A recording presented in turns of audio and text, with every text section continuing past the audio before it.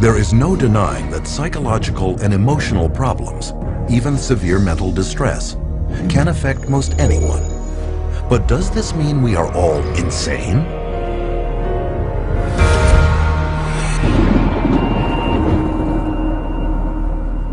What causes psychological distress? Early psychiatrists thought it was an imbalance of the humors that could only be cured by bleeding patients with knives or leeches.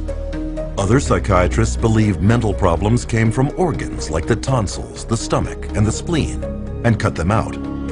Later were attempts to alter brain function, but these efforts also failed.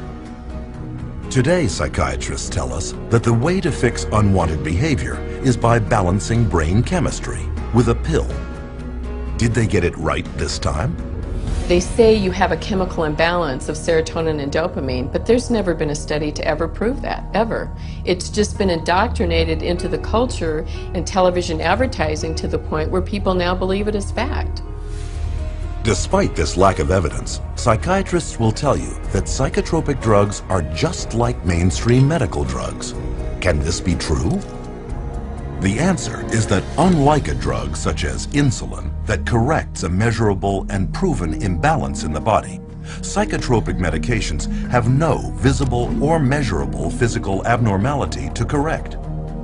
Here is evidence of a bacterial infection.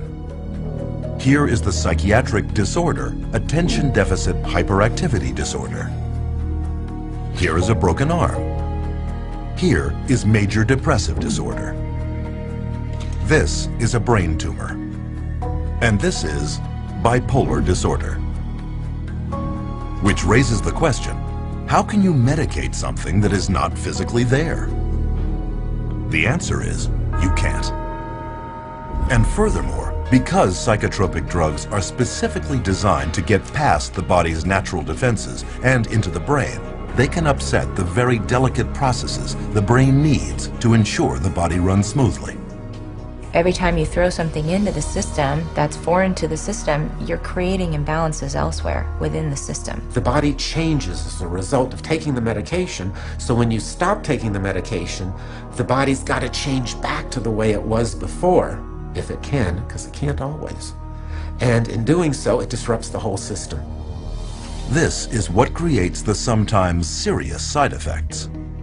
Paxil was the drug that gave me insomnia. I would cry very easily on it, and I completely lost my appetite within the first 2 days of taking it. It didn't help me study, it didn't help me do anything. I didn't even want to do work because I was so sick. The psych meds didn't help me at all. They made matters, I'd say probably like 10 times worse for me, maybe even 20. Only now I was further impaired by the medications, and I started having car accidents. They put me on Zoloft, and it made me want to kill myself. And I realized that those drugs were just destroying me. Even when I was on them, I realized that they were destroying me. In spite of the crippling effects of their drugs, psychiatrists and drug companies have used them to create a huge and lucrative market worth billions. And they've done this by naming more and more of life's problems as medical disorders, requiring psychiatric treatment. For example, shyness becomes social anxiety disorder. Loss of a loved one, major depressive disorder. Homesickness, separation anxiety. Suspicion, paranoid personality disorder. Having ups and downs, bipolar disorder. Distractibility, ADHD. This is why it is almost impossible for anyone to see a psychiatrist today and not be diagnosed with a mental illness. And a diagnosis of mental illness means psychotropic drugs. When a patient goes into a psychiatrist's office and asks for help, probably 98, 99, maybe even 99.9% of people are going to receive a medication. And these medications have been estimated to cause over 700,000 serious adverse reactions a year and 42,000 deaths. Meanwhile, the psychiatric industry rakes in $1/3 of $1 trillion a year. The issue isn't whether or not people's emotional problems are real. They are. What we really should be asking is, how did psychiatrists convince people that these problems were signs of mental illness? How did they use these illnesses to create a demand by doctors and the public for psychotropic drugs? And how did these drugs, with no known curative powers and a long list of side effects, become the standard treatment for every problem in life?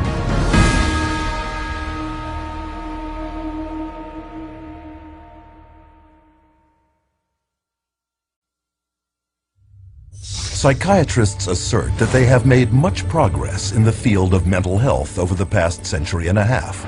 To prove this, they claim a history of great advancements in the area of psychotropic drugs. But is this parade of brain chemicals the scientific breakthroughs they are leading us to believe?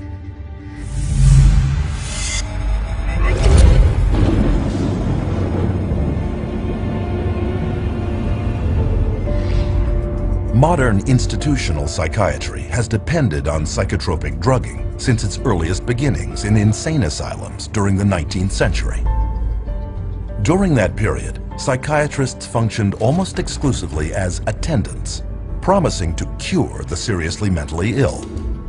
But as they could not, they were not regarded by mainstream medicine as real doctors. Other physicians considered psychiatrists as almost a doctor. Okay, because they weren't doing medical stuff. So to increase their status, they needed to become much more scientific. They need to prove that this is a legitimate scientific field. This is a legitimate medical profession. So they start medicalizing everything. To control behavioral outbursts amongst inmates, psychiatrists employed early psychotropic drugs, such as morphine and opium. But contrary to their claims, these drugs cured nothing and proved to be highly addictive. This led to a whole new generation of dependence, a solution far worse than the original problem. But the attempts to control objectionable behavior continued, and by the turn of the 20th century, phony cures for mental illness, such as heroin, could be found being peddled throughout the United States and Europe. Even psychologist Sigmund Freud played a major role in the creation of the cocaine industry in the Western world, writing many glowing articles promoting its use for spiritual distress and behavioral difficulties. Freud, as a psychoanalyst, he for a while was promoting cocaine as being a panacea for all kinds of problems. Freud later wrote, "The psychic effect of cocaine muriaticum consists of exhilaration and lasting euphoria, produced no compulsive desire to use the stimulant further." What Freud did not reveal was a significant conflict of interest involving two rival pharmaceutical giants, Merck and Parke Davis, both paying him to endorse their respective cocaine extracts. Sigmund Freud's early psychotropic drug marketing campaign helped create a major cocaine epidemic throughout Europe at the turn of the century. Clearly, another happy pill would have to be found. It wouldn't take long. Psychiatrists in the first half of the 20th century next turned to amphetamines. As before, the hype subsided into unavoidable proof that the drugs not only were ineffective, but highly toxic and addictive. Each fad followed the same pattern. First, the drug would be hailed as a medical breakthrough for mental problems. Then, increasing reports of serious side effects would trickle in. Finally, after years of denial, when psychiatrists and pharmaceutical companies could no longer deny the dangers of the drug, they would abandon it in favor of their next wonder drug. Though none of their drug therapies had ever proven to cure anything, psychiatrists continued their search for a magic bullet that they supposed would cure all. And in 1954, their dream, they believed, was realized with the introduction of psychiatry's first so-called miracle drug, chlorpromazine, better known as Thorazine. Originally designed and tested as a synthetic dye, then as an anti-parasitic in pigs, Thorazine was accidentally discovered to shut down human motor controls. One of the first papers promoting its psychiatric use stated, "The aim is to produce a state of motor retardation, emotional indifference, and somnolence." Thorazine was considered the chemical lobotomy. Instead of cutting off the frontal lobes of the brain, with an ice pick. You didn't have to do that kind of surgery. You could do it with a drug. Thorazine proved so lucrative in immobilizing patients exhibiting unwanted behavior that its maker, SmithKline & French, organized a major promotional campaign around the drug, including paying influential psychiatrists as speakers, organizing media campaigns, and even producing national television shows, a prelude to the mass drug marketing we see all around us today. Thorazine at that time was thought of as a miracle because it was able to reduce the symptoms of psychosis and schizophrenia at that time that they knew about it. It emptied all of the psychiatric housing units. The campaign was wildly successful. SmithKline & French's income soared by over 500% in the following 2 decades, with Thorazine supplying over a third of the drug company's revenues in 1970.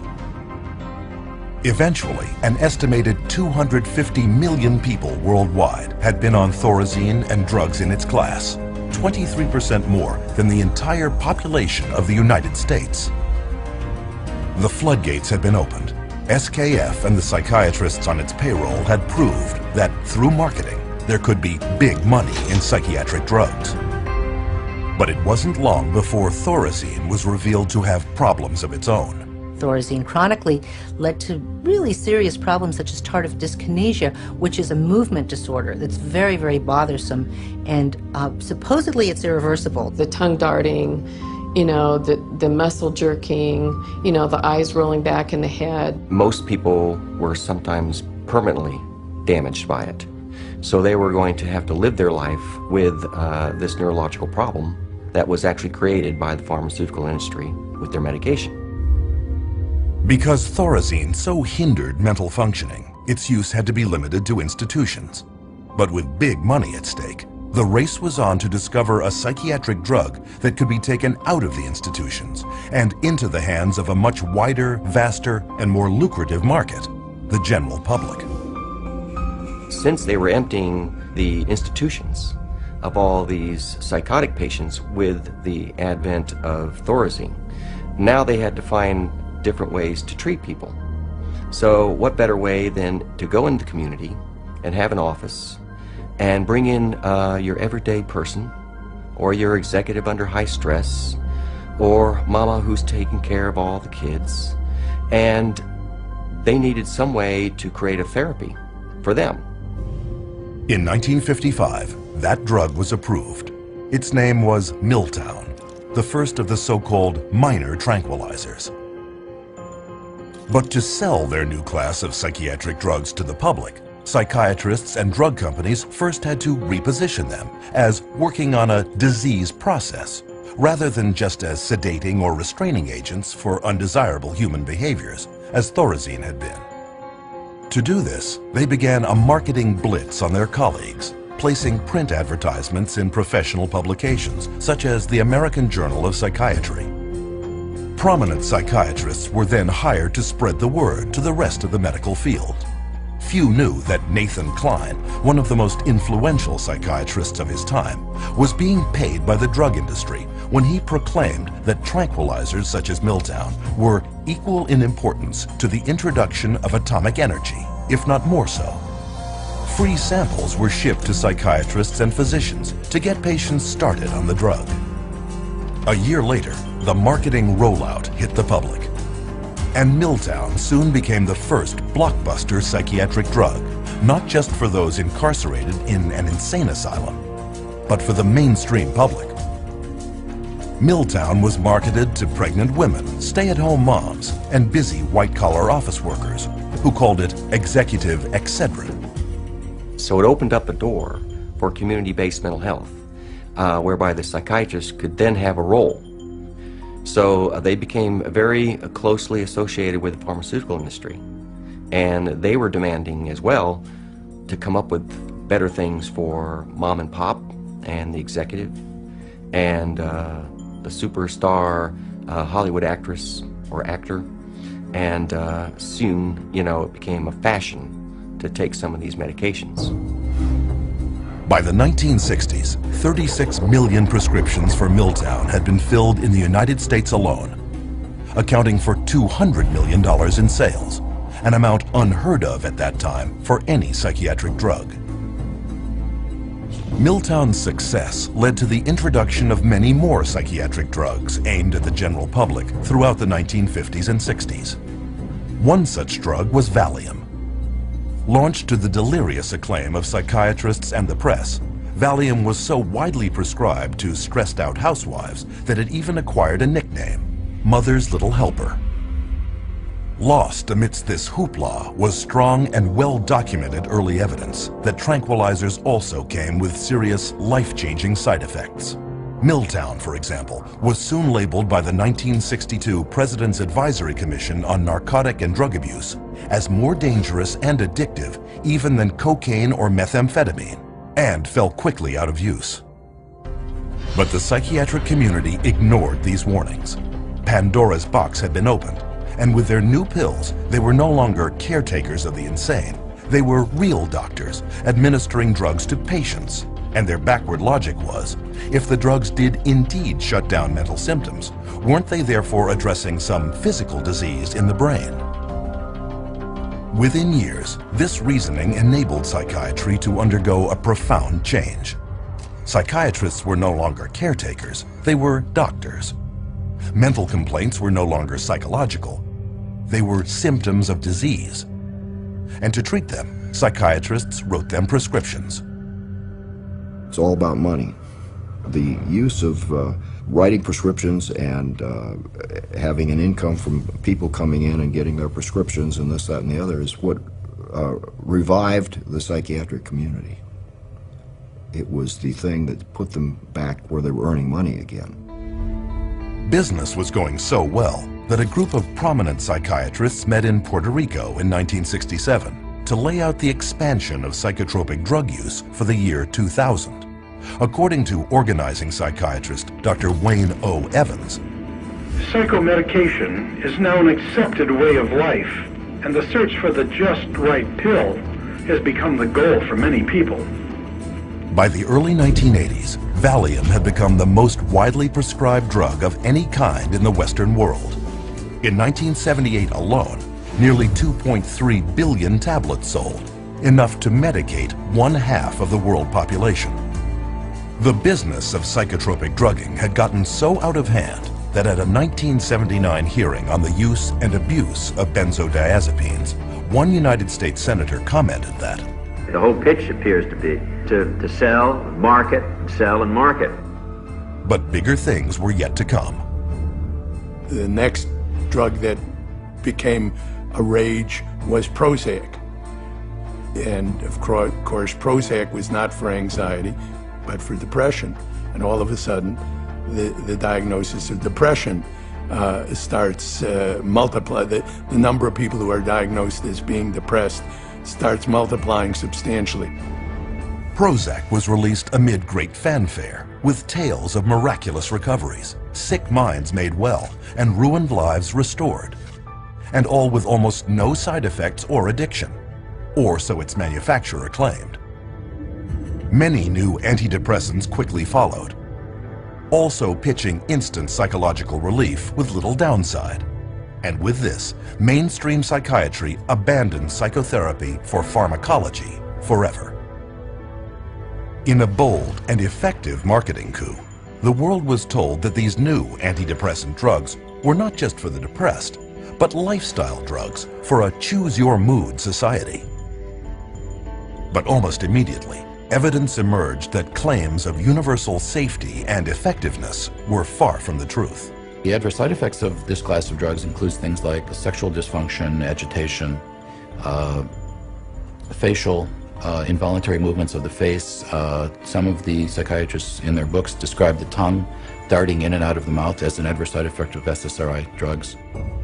Within 10 years, staggering details of side effects such as violence and suicide could no longer be ignored, with an estimated 3.9 million adverse events on Prozac alone. Black box warnings alerting the public to significant risks of violence and suicide were issued. once again against loud protests from drug companies and organized psychiatry. But when the patents of antidepressants expired, just as predictably, psychiatrists and drug makers finally admitted the truth. But now they claimed here was a new scientific breakthrough that would change everything.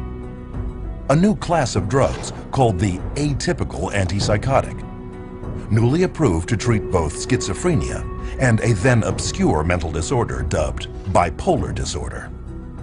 Suddenly, the diagnosis of bipolar disorder became the rage, with diagnosis rates soaring by thousands of percentage points in a matter of years. What is clear is that the patents run out, and the drug companies are always looking to maximize their profits, so they research new drugs, and they can keep them patented for about 17 years and charge monopoly prices. And then when the patent wears off, often the next one comes along. Soon, however, atypical antipsychotics, like all their predecessors, were revealed as having crippling and even deadly side effects, such as obesity, diabetes, and even heart problems, along with questionable efficacy and almost certain dependency. Pharmaceutical companies are trying to get away from the old style thorazines and into the new antipsychotics, and we know that they're no better. So today's new and improved antipsychotic is no better than the old thorazine, which was the miracle drug for psychiatry. Today, the same cycle continues, with breathless news coverage of new chemical treatments promoted as breakthroughs. Even hallucinogens such as LSD and ecstasy are now being tested for future psychiatric prescription. Psychiatry has a wonderful history of coming up with one label after another, all to cover up their own inadequacies and their own inability to get a product, which means to cure somebody or to truly honestly help somebody. So their solution is always, let's come up with another syndrome that that person has. It's one alphabet soup label after another. And just when the public starts catching on to that the experts may be telling us a story, we move on to the next realm of drugs. Psychiatry has become basically pharmaceutical management in America. That's what psychiatrists do. If you went to a surgeon, you would expect to get cut. If you go to a psychiatrist, you expect to get medicated. That's what psychiatrists do. A century and a half later, two questions remain. Where is the science that backs psychiatry up? And how long will the public continue to be fooled by false hopes, hype, and outright lies?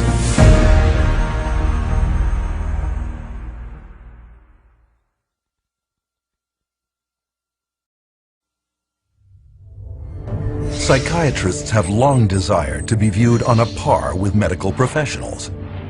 But whereas regular physicians have diagnostic tests to prove or disprove illness, psychiatrists do not. There is no objective testing in psychiatry. There is no blood test, there is no urine test, there is no biopsy. There's nothing that objectively proves that there's anything physiologically or biochemically wrong that's creating your symptoms. With cancer, you can do a screening and it's there or not. You can look at the cells and you can tell if it's there. Different diseases, you can look at it and you can see it under a microscope, or you can see it in an MRI, or you can see it in a CAT scan. With mental health, you can't see it. It can't be diagnosed in a medical procedure. It's all subjective. So the question becomes, without any scientific lab tests showing the presence or absence of mental problems, how does psychiatry's diagnostic system work? And how did it become so prevalent?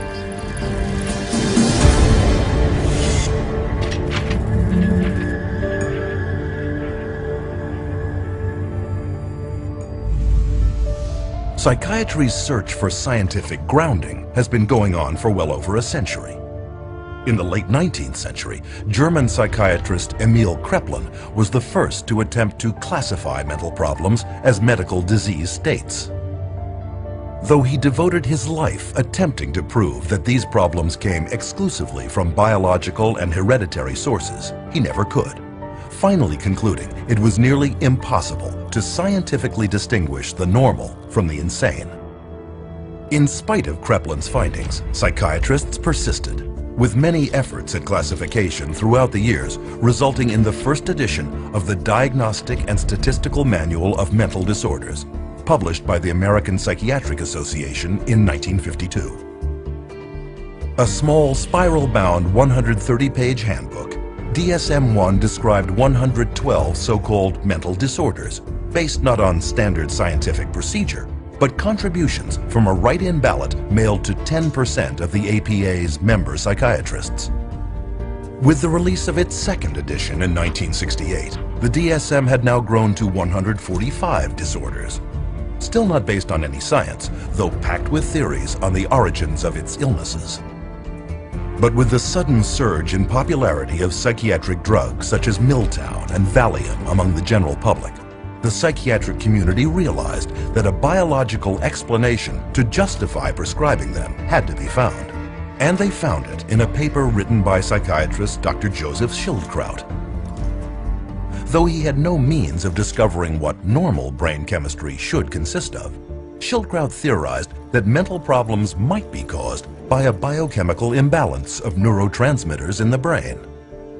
It's a great line, the chemical imbalance.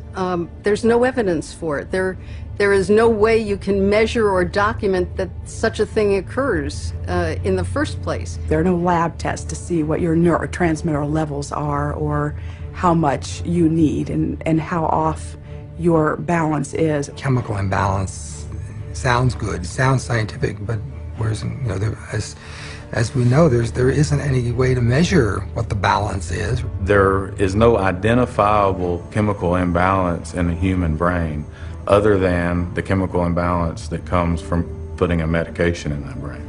And so we've been sold that there's a chemical imbalance, but there's no science to back that up. Though Schildkraut was never able to prove his chemical imbalance theory, it was too late. The psychiatric community had already adopted the theory as a plausible-sounding medical explanation for the mental disorders listed in the DSM. But without a test confirming a chemical imbalance, psychiatrists were still bedeviled by a severe inconsistency of diagnosis. Not only that, but psychiatrists were often unable to tell the sane from the insane.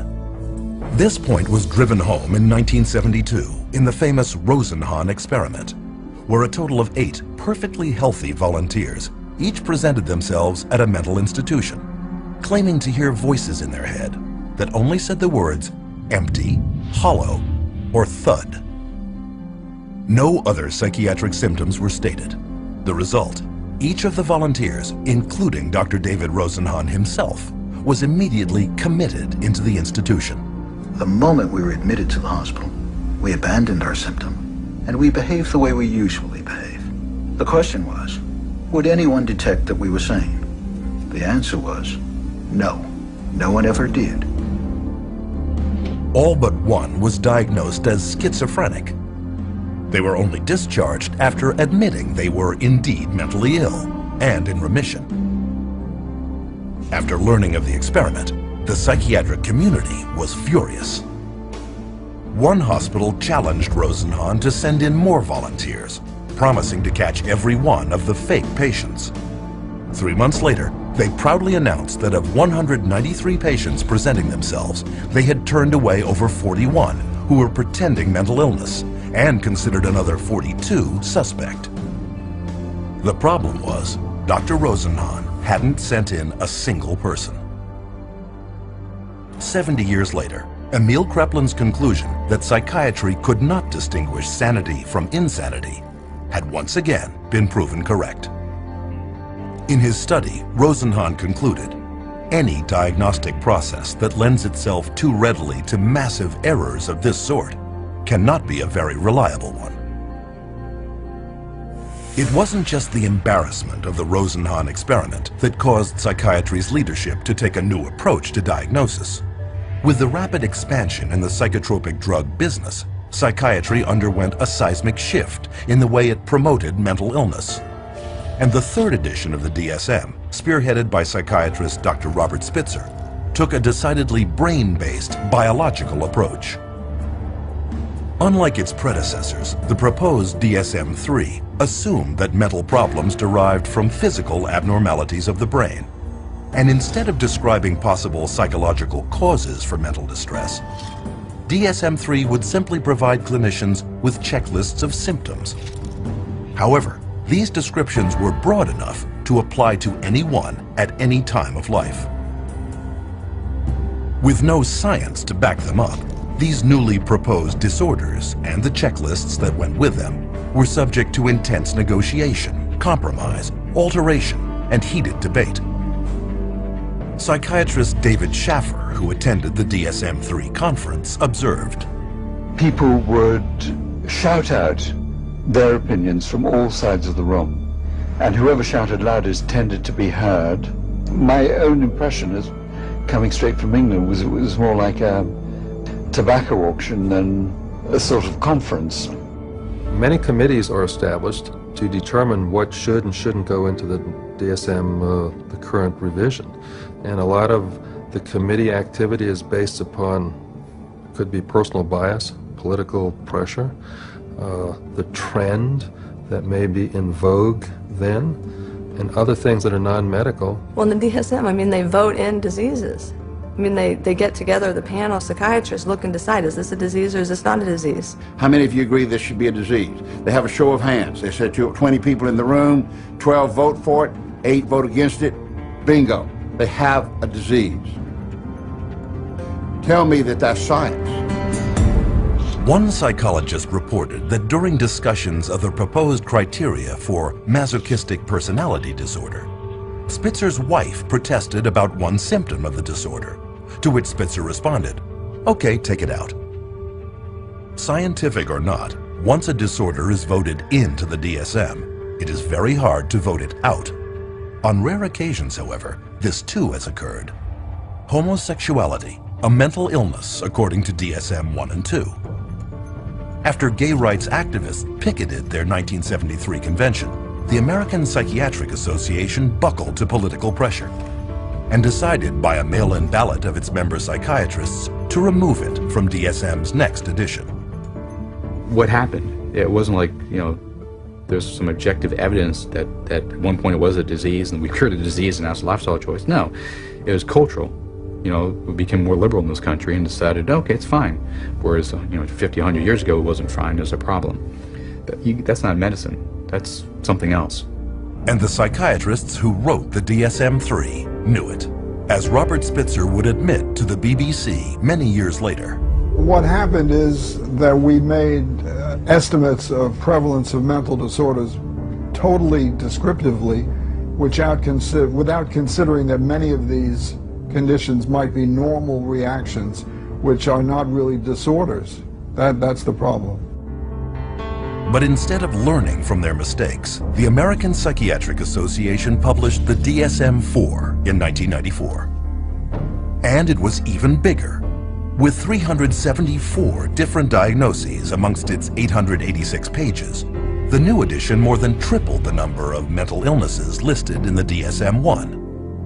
This rapid expansion in the number of psychiatric diagnoses may not help the patient, but it benefits many others. Once a diagnosis has been created, it enters the professional curricula. Specialists emerge to treat it. Conferences are organized around it. Research and publications cover it. Psychiatrists formulate their patients' symptoms to correspond to it, and drugs are prescribed for it. The DSM, in short, was no longer a manual, but a full-fledged industry. The DSM, although it is our Bible, it becomes the Bible and it becomes tantamount to, the tablet coming down from Mount Sinai, not just for psychiatry and psychology, but for insurance companies, for the legal profession. It comes into play as far as sentencing. It comes into play as far as custody decisions. So non-scientific information is used to make some radical, life-altering or life-ending decisions. The danger of all these psychiatric diseases is that anyone walking the earth today could be labeled as having a mental illness. Using the DSM, psychiatrists at Harvard University have declared that half of everyone on Earth will be mentally ill in their lifetime. One prominent Harvard psychiatrist, Dr. John Rady, goes a step further, arguing no one is truly normal. Though the American Psychiatric Association has quietly acknowledged the lack of evidence for Joseph Schildkraut's chemical imbalance theory, the claim is still flogged in the media and passed on to patients every day. And although you are not likely to hear it in the general media, psychiatrists readily admit that the disorders listed in the DSM have no proven pathology and therefore cannot be called medical diseases. If you were to be confronted with someone saying that the DSM is not backed up by science, what do you have to say about that? Oh, I would say that they're entirely right. No, the DSM is not science. I think there are non-scientific elements, political aspects of it that influence it. Yeah, absolutely. DSM-4, this is still far away from science. The DSM system is far from perfect, but it's the best we have. DSM stands for diagnosis as a source of money. It brings in a lot of money. Nonetheless, the next edition, DSM-5, is in the planning stages and is due to be published in 2012. And this time, the negotiation for the next new psychiatric diseases is being held in secret. But we do know some of the new disorders under consideration. One is internet addiction disorder, originally presented as a joke in a 1997 New Yorker article. Regardless, it is now claimed that 25 million people may qualify as compulsive surfers. Other disorders contemplated for DSM-5 include compulsive shopping disorder, binge eating, apathy disorder, parental alienation syndrome, relational disorder, intermittent explosive disorder, road rage. All potential disease categories with psychotropic drugs waiting to be assigned to them. According to the APA, 19 of the 27 psychiatrists on the top panel deciding on what illnesses to include in the next edition of the DSM have financial ties to drug companies. The situation got so bad that the architect of DSM-3, Robert Spitzer, and DSM-4 editor Alan Francis went public, warning the APA might well be accused of a conflict of interest in fashioning DSM-5 to create new patients for psychiatrists and new customers for pharmaceutical companies. But the psychiatric community has decided not to address this issue, and for good reason. Today, psychiatric drugging rakes in over $80 billion a year for pharmaceutical companies. And with every new edition of the DSM, the diagnoses have not only expanded in number, but cast a wider net to encompass such population segments as senior citizens, the military, pregnant women, and even children. In my training, when I first started this, they told us that they would not give a bipolar diagnosis for a child under 18. These days, I see children diagnosed with bipolar disorder at 5 and 6 years old. A 2-year-old can be throwing a temper tantrum and then stop and be fine. Anybody that's a parent has seen that happen. That doesn't mean they're mentally ill. It means they're 2-year-olds. How can you even diagnose a 2-year-old as a bipolar disorder? I mean, how can you diagnose anybody as a bipolar disorder if you want to look at it that way? Because there is no such thing as bipolar disorder, not from a medical standpoint. It's not like you can find a cell in a person that shows that they have bipolar disorder. It's not like they have a fever or run a temperature, like if they had a physical illness. This is a behavioral definition only. In other words, a human being sat there and made a subjective decision that this person has this so-called condition. Today, nearly 1 million children are diagnosed as bipolar, making it more common than autism and diabetes combined. In 2007, 500,000 children and teenagers took at least one prescription for an antipsychotic, including 20,000 under the age of 6. Antipsychotic drugs, powerful chemicals designed originally for only the most seriously mentally troubled, are now a $22.8 billion industry. If you spent days reading the newest DSM, you would be able to diagnose every human being that you ever saw. And with the diagnosis comes to treatment. The DSM most definitely helps in the prescribing of drugs. It legitimizes the process of pulling out the prescription pad. Because here is this disease entity. The disease entity is addressed with this medication. And the DSM is in the service of making things reductionist into very simple, simplistic ways of looking at things. That makes it easier for the pharmaceutical company to create a medication for. The only thing that we've left out of that equation is the person. And the average person is completely unaware that psychiatric diagnoses are not medical, but merely voted on behaviors. Which leads us to our next question. How do psychiatrists take these invented disorders and get people to believe they have them?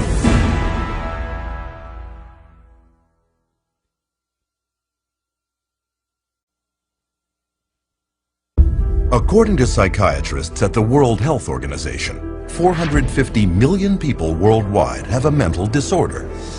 3 times the metropolitan populations of Tokyo, New York, Los Angeles, London, Paris, Mexico City, Mumbai, Milano, Madrid, Toronto, Washington, Athens, Melbourne, Hong Kong, Singapore, Rome, and Berlin combined. Are there really this many mentally ill? Or is this just a case of good marketing?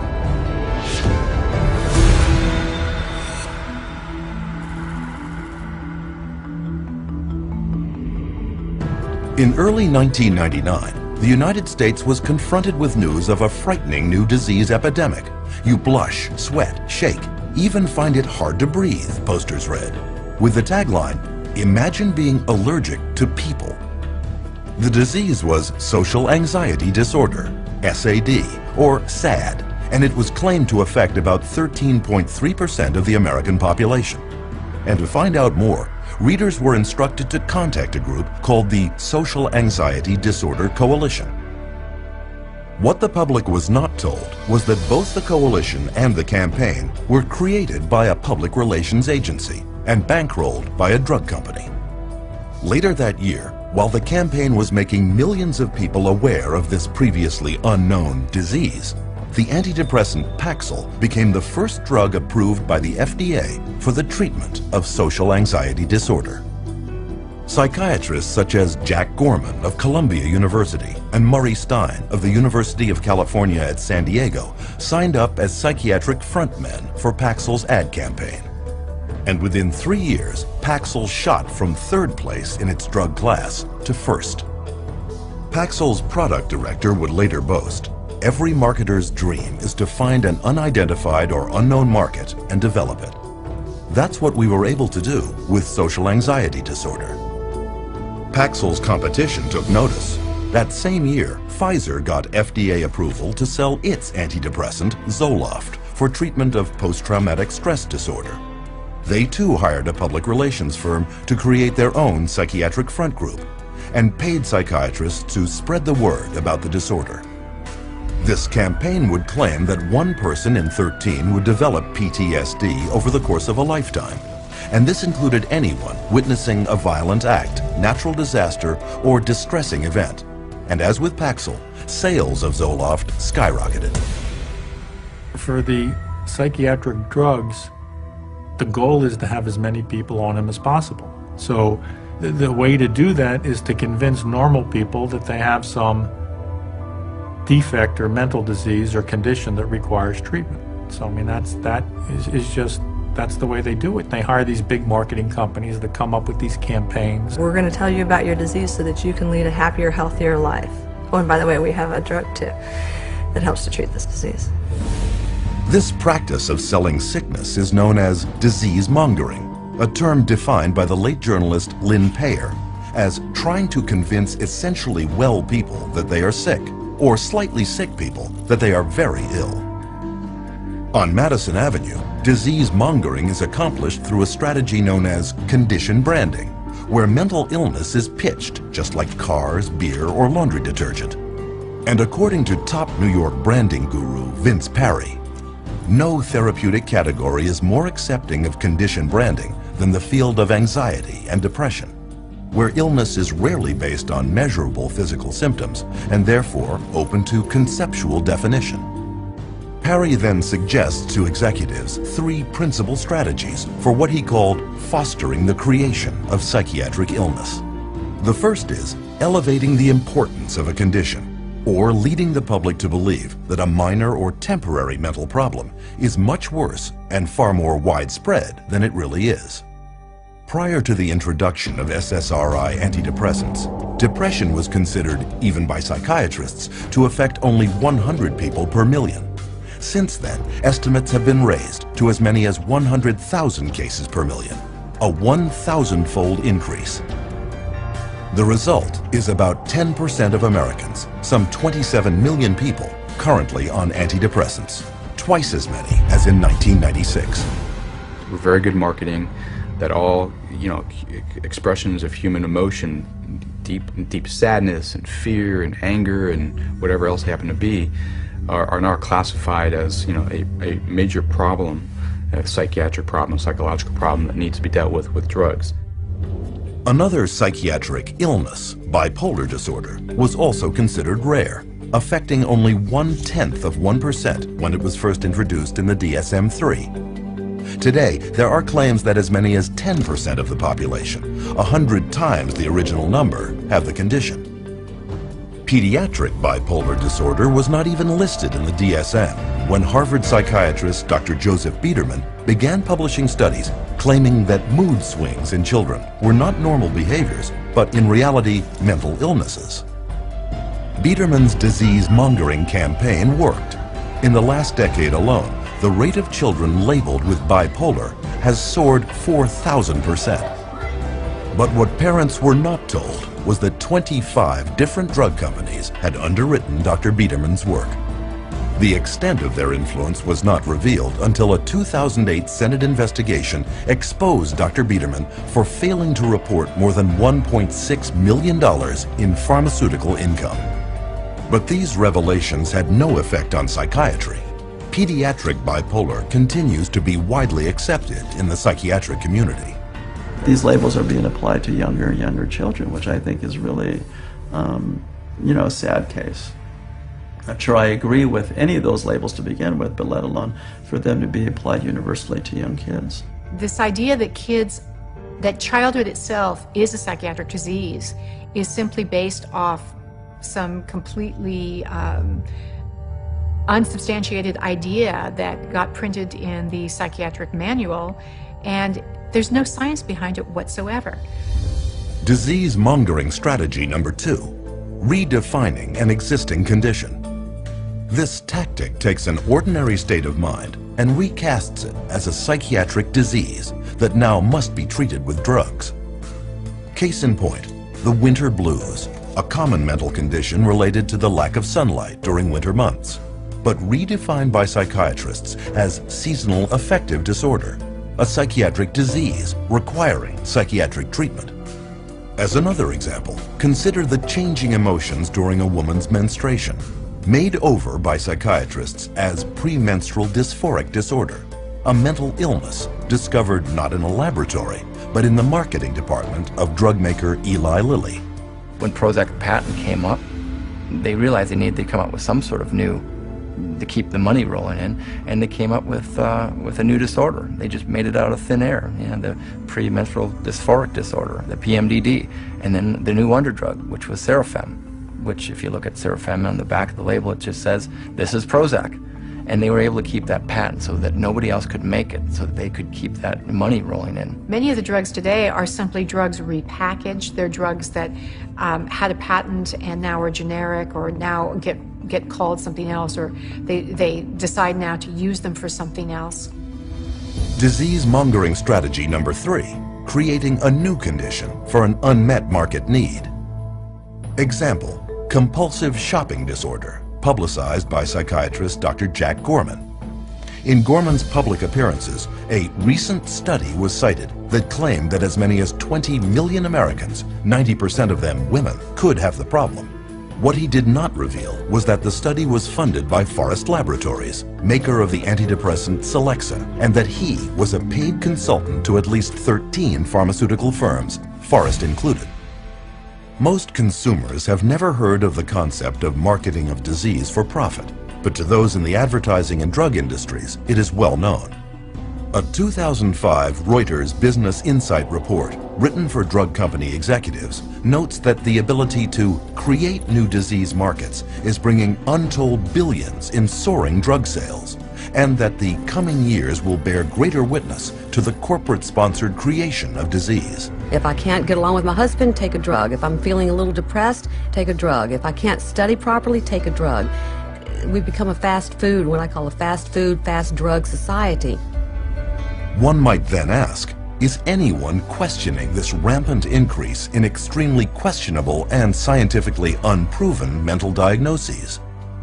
In April 2006, the British Medical Journal inadvertently found out when they published a groundbreaking study announcing a newly discovered psychiatric disease, motivational deficiency disorder, or MODED. Characterized by lethargy and an unwillingness to work, MODED was claimed to affect millions.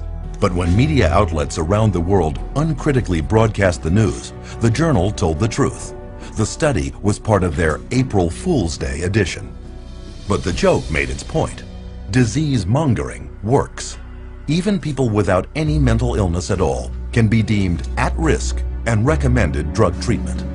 One study published in the Journal of the American Medical Association urged all stroke victims to take an antidepressant to prevent depression, whether they were depressed or not.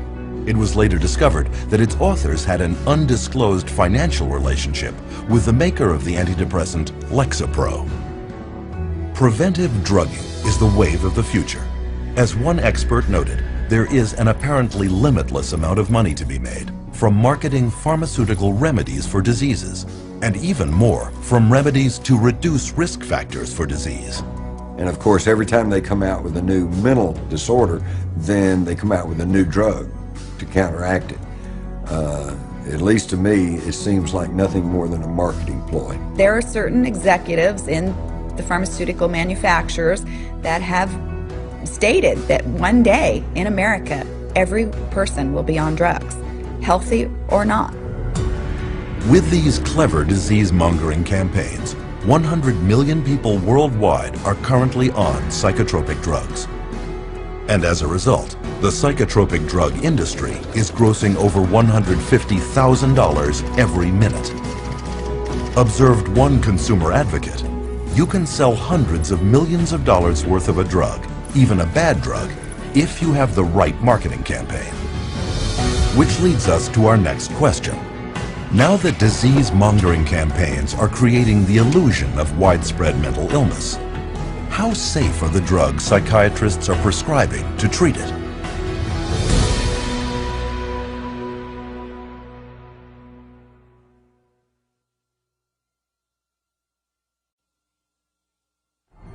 In modern psychiatry, psychotropic drugs have become the weapons of choice. But are they as safe as we've been led to believe?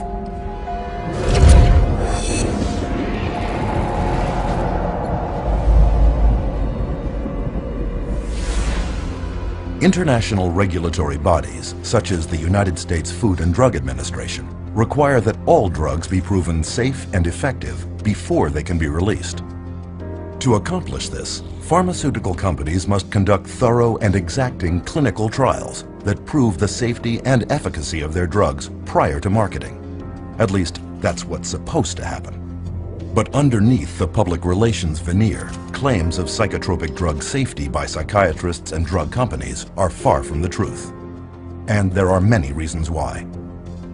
To begin with, drug safety testing is predominantly done by drug companies, not by governmental agencies or independent laboratories, creating an obvious conflict of interest.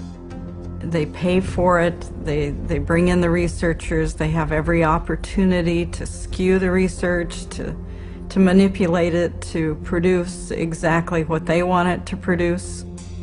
The first step in submitting an application for a psychotropic drug is to find a disorder in psychiatry's Diagnostic and Statistical Manual and attach it to the drug. Then clinical trials begin, first on animals, then on humans. If the drug makes it to human testing, clinical trials then follow 4 phases. In phase 1, it is tested on a very small number of volunteers, usually healthy young subjects, to determine if the drug is not overly toxic and what side effects it carries.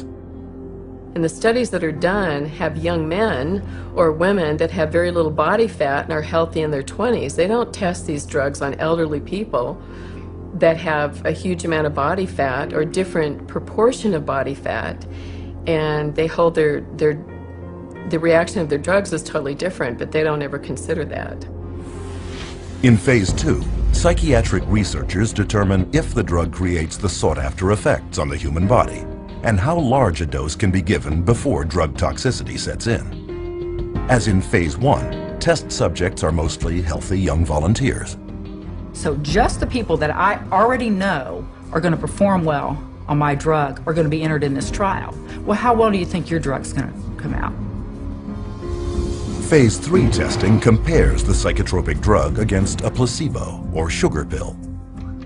Although phase 3 testing is larger and more extensive than phases 1 or 2, it normally involves only about 1,000 patients and lasts a mere 4 to 8 weeks, certainly not enough time to determine any long-term side effects. Today, clinical research is a profit-driven multinational industry where drug companies and psychiatric researchers are involved in every detail, from study design to data analysis to study publication. But in doing their trials, psychiatrists face a problem the rest of the medical field does not. They have no scientific lab tests to objectively measure improvement. On a clinical trial for, say, a drug for cancer or for high cholesterol, it's easy to see if something is working because you can look at the study result. The cholesterol level is dropped, or the cancer is shrunk, or the cancer cells are going away, or there are less of them. You can physically see the answer. With mental health issues, you don't have that luxury. It is this lack of science that permits psychiatric drug researchers many opportunities to skew results of drug trials in the pharmaceutical company's favor. One of the ones I think that is most important is the placebo washout. And what that is basically that they give people a placebo pill, the sugar pill, and then anybody who says that they feel better, they get rid of them. And so in which case, they already skew the sample of people being included into the study. That's going to stack the cards against the placebo, and it's going to show an artificial greater effect for the drug. The data shows that the people that got placebo did better. And you know what the researchers said? Oh, that's the placebo effect. Well, we want to get those people out of the study. Another trick of the trade involves giving subjects the test drugs prior to the trial and then putting them in withdrawal. Then, after starting the trial, they are put back on the test drug and will either come out of withdrawal and score better, or, if on a placebo, will continue to feel worse. Psychiatrist Richard Borison, for example, took schizophrenics off Haldol to generate active psychosis, then put them back on Haldol during the trial.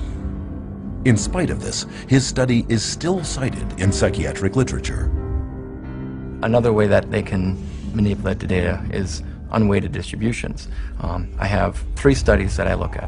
One study has 1,000 people in it, and another one has 10 people in it, and another one has 15 people in it. The 1,000-person study showed that the drug was no benefit at all. But the 2 other studies that only had 10 and 15 people in it showed the drugs were incredibly superior. So what do they say?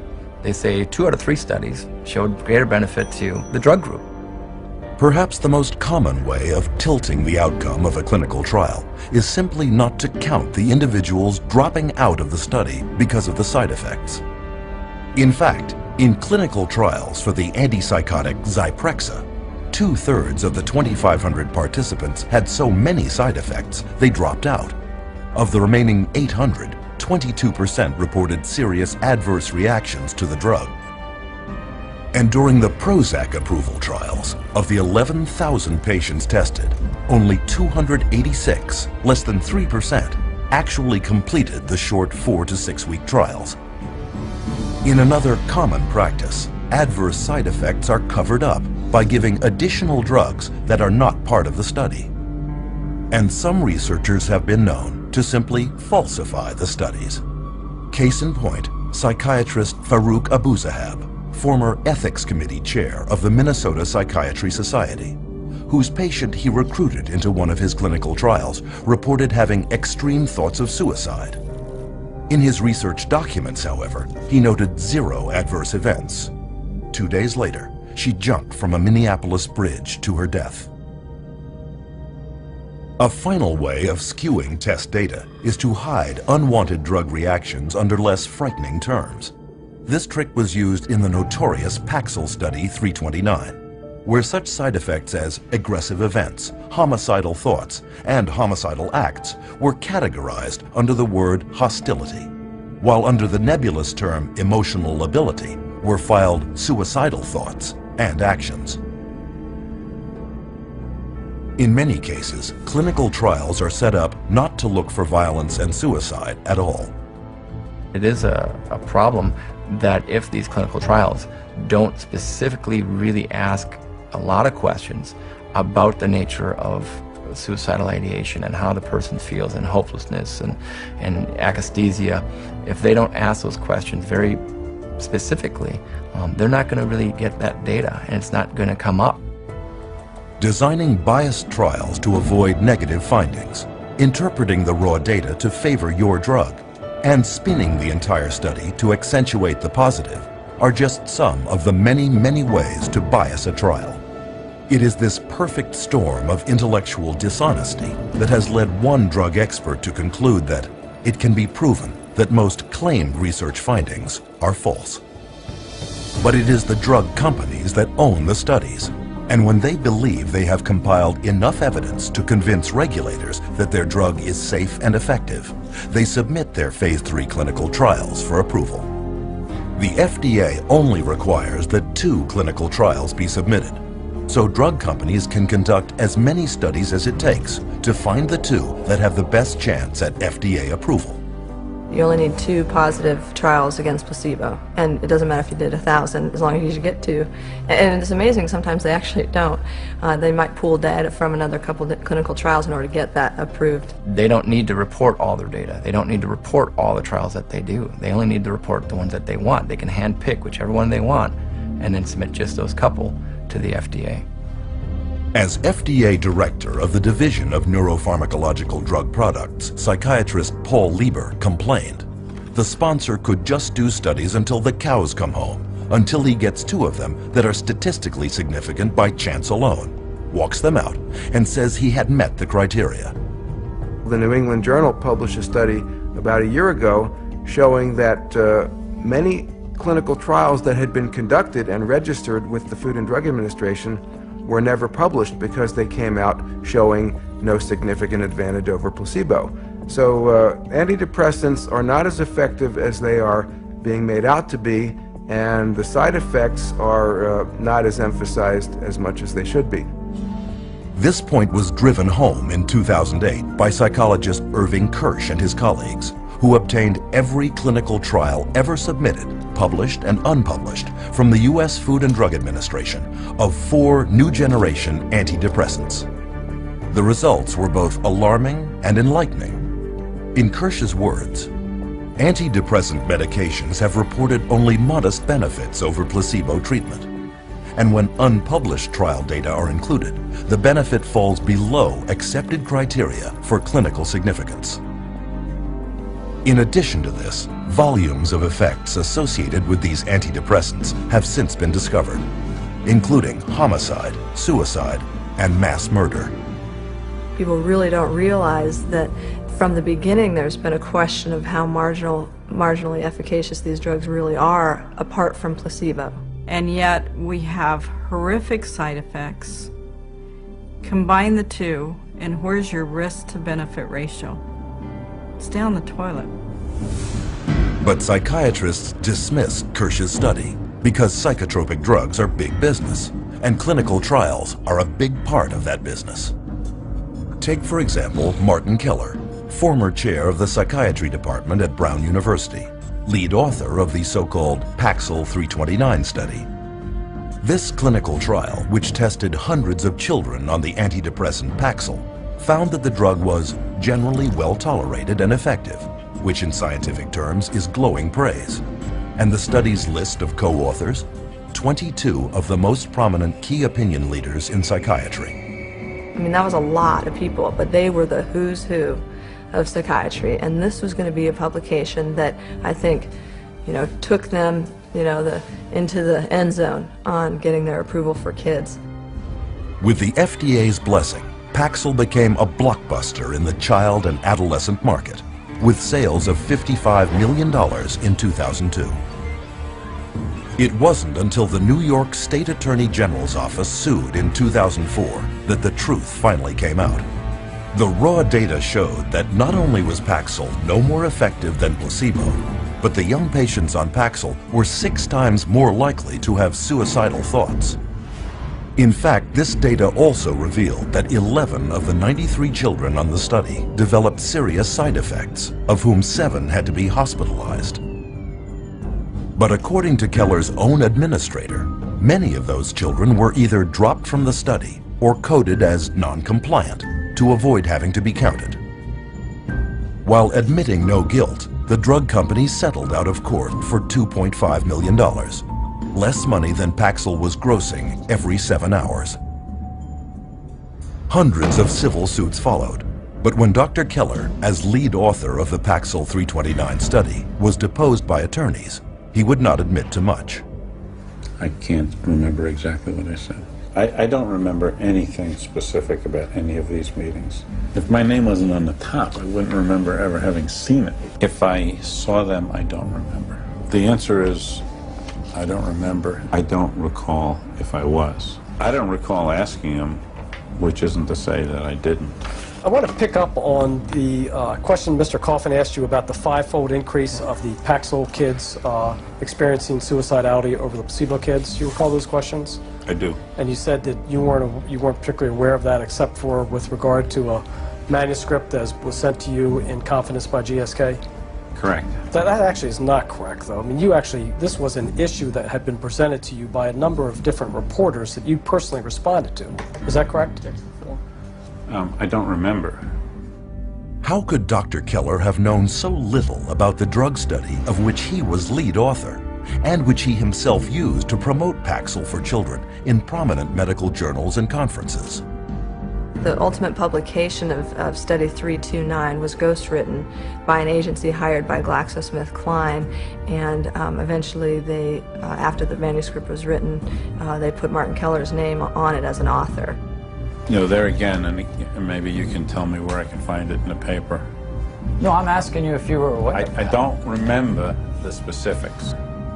And then we finally showed him a document from GlaxoSmithKline where GlaxoSmithKline says that the study was entirely flawed. It was a complete failed study, and it certainly didn't show that Paxil was remarkably efficacious for treating children and adolescents in depression. Can you read that into the record, please? Essentially, the study did not really show Paxil was effective in treating adolescent depression, which is not something we want to publicize. We asked him, with that information now, how can you tell us that it would be okay and safe to give a kid Paxil? And he couldn't answer the question. He sat back, he put his head in his hands, and for, the longest 2 minutes sat there silent.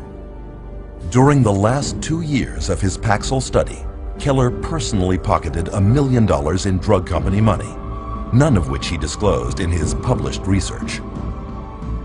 When people look at the field of psychiatry and they hear all these reports in the New York Times and Boston Globe, and they see this psychiatrist or this psychologist, took money and didn't disclose it,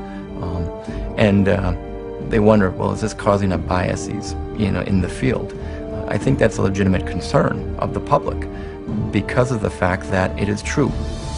With this level of corruption pervading the testing of psychotropic drugs, one is left with the question, where are those who are entrusted with our protection?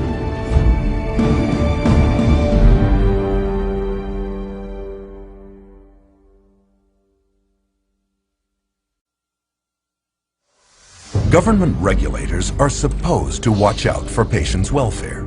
So why are so many dangerous psychotropic drugs being allowed on the market?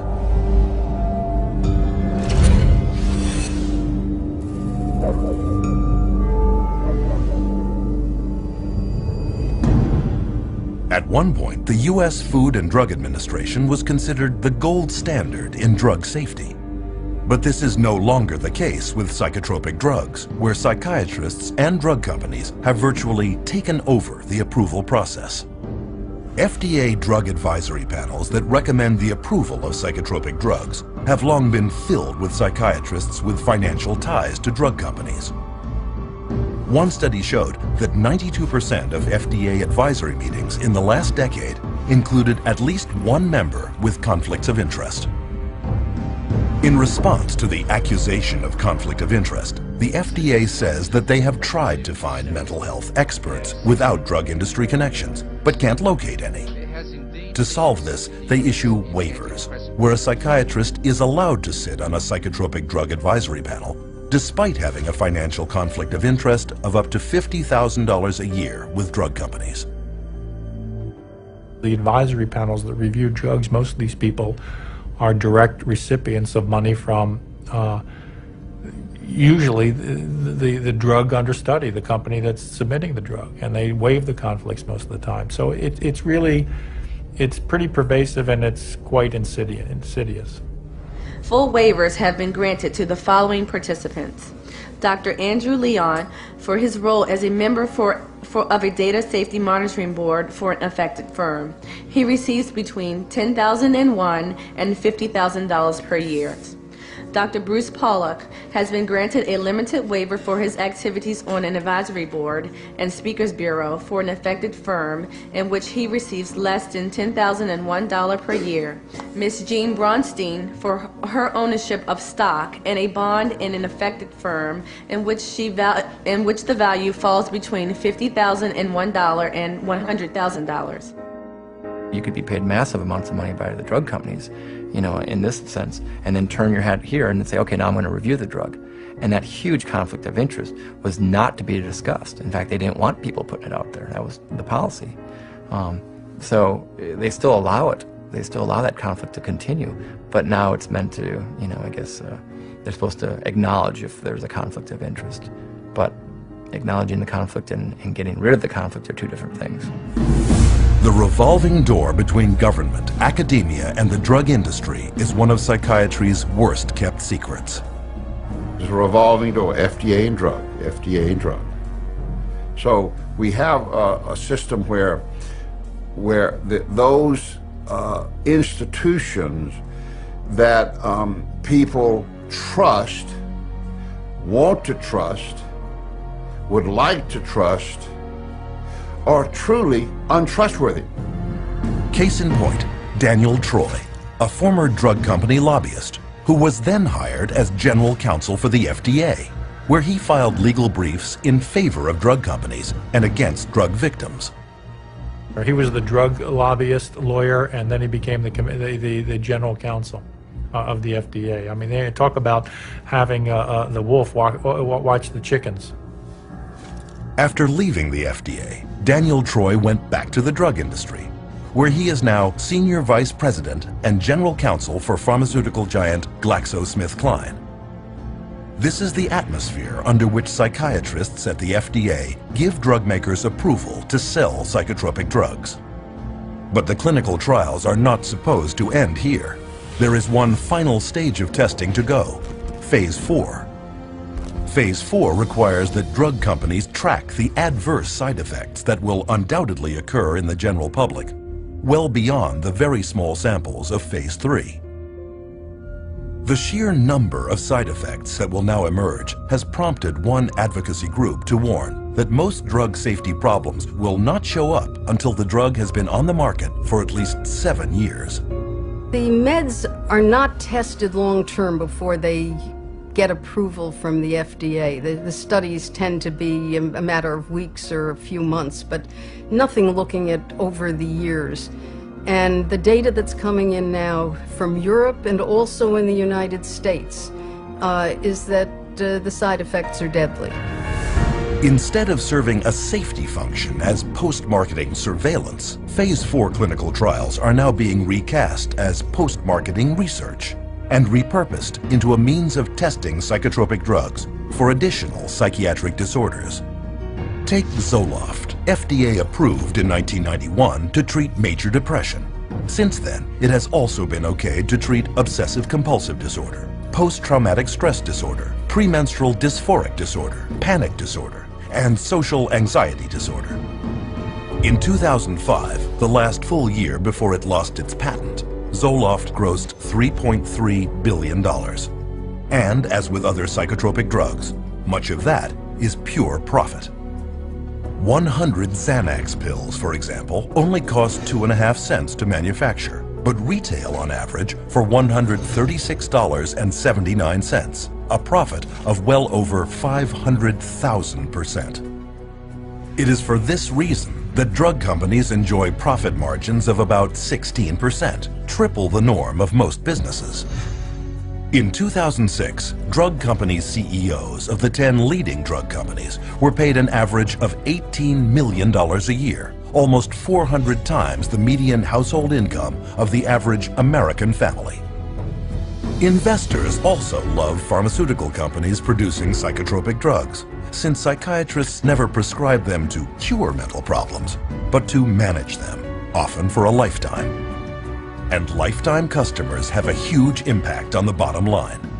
As one stock analyst famously commented, the first disaster is if you kill people. The second disaster is if you cure them. Pharmaceutical company stock has been one of Wall Street's most consistent winners and is widely considered one of the most profitable investments one could make. In 2002, the total profits of the top 10 drug companies in the Fortune 500 exceeded the combined profits of the other 490 businesses.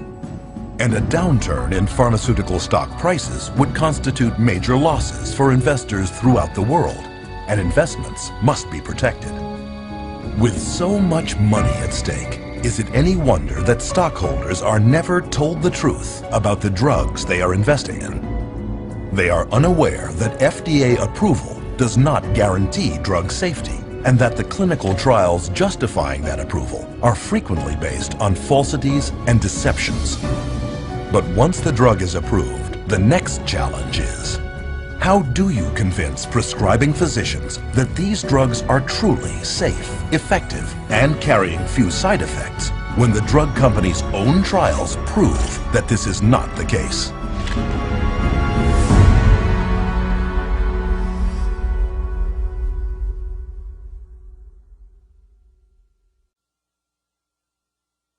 As powerful psychoactive substances, psychotropic drugs are available only through the prescription of a medical doctor. So how did psychiatrists and drug companies succeed in convincing millions of doctors to prescribe them to hundreds of millions of people?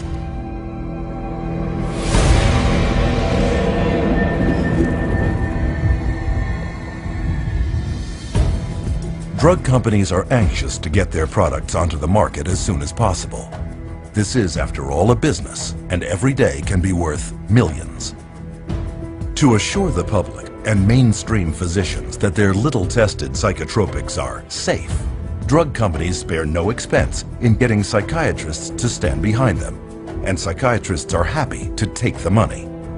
It's really quite an interesting marriage that the drug companies have with the medical profession, and psychiatry primarily is a strong arm of them.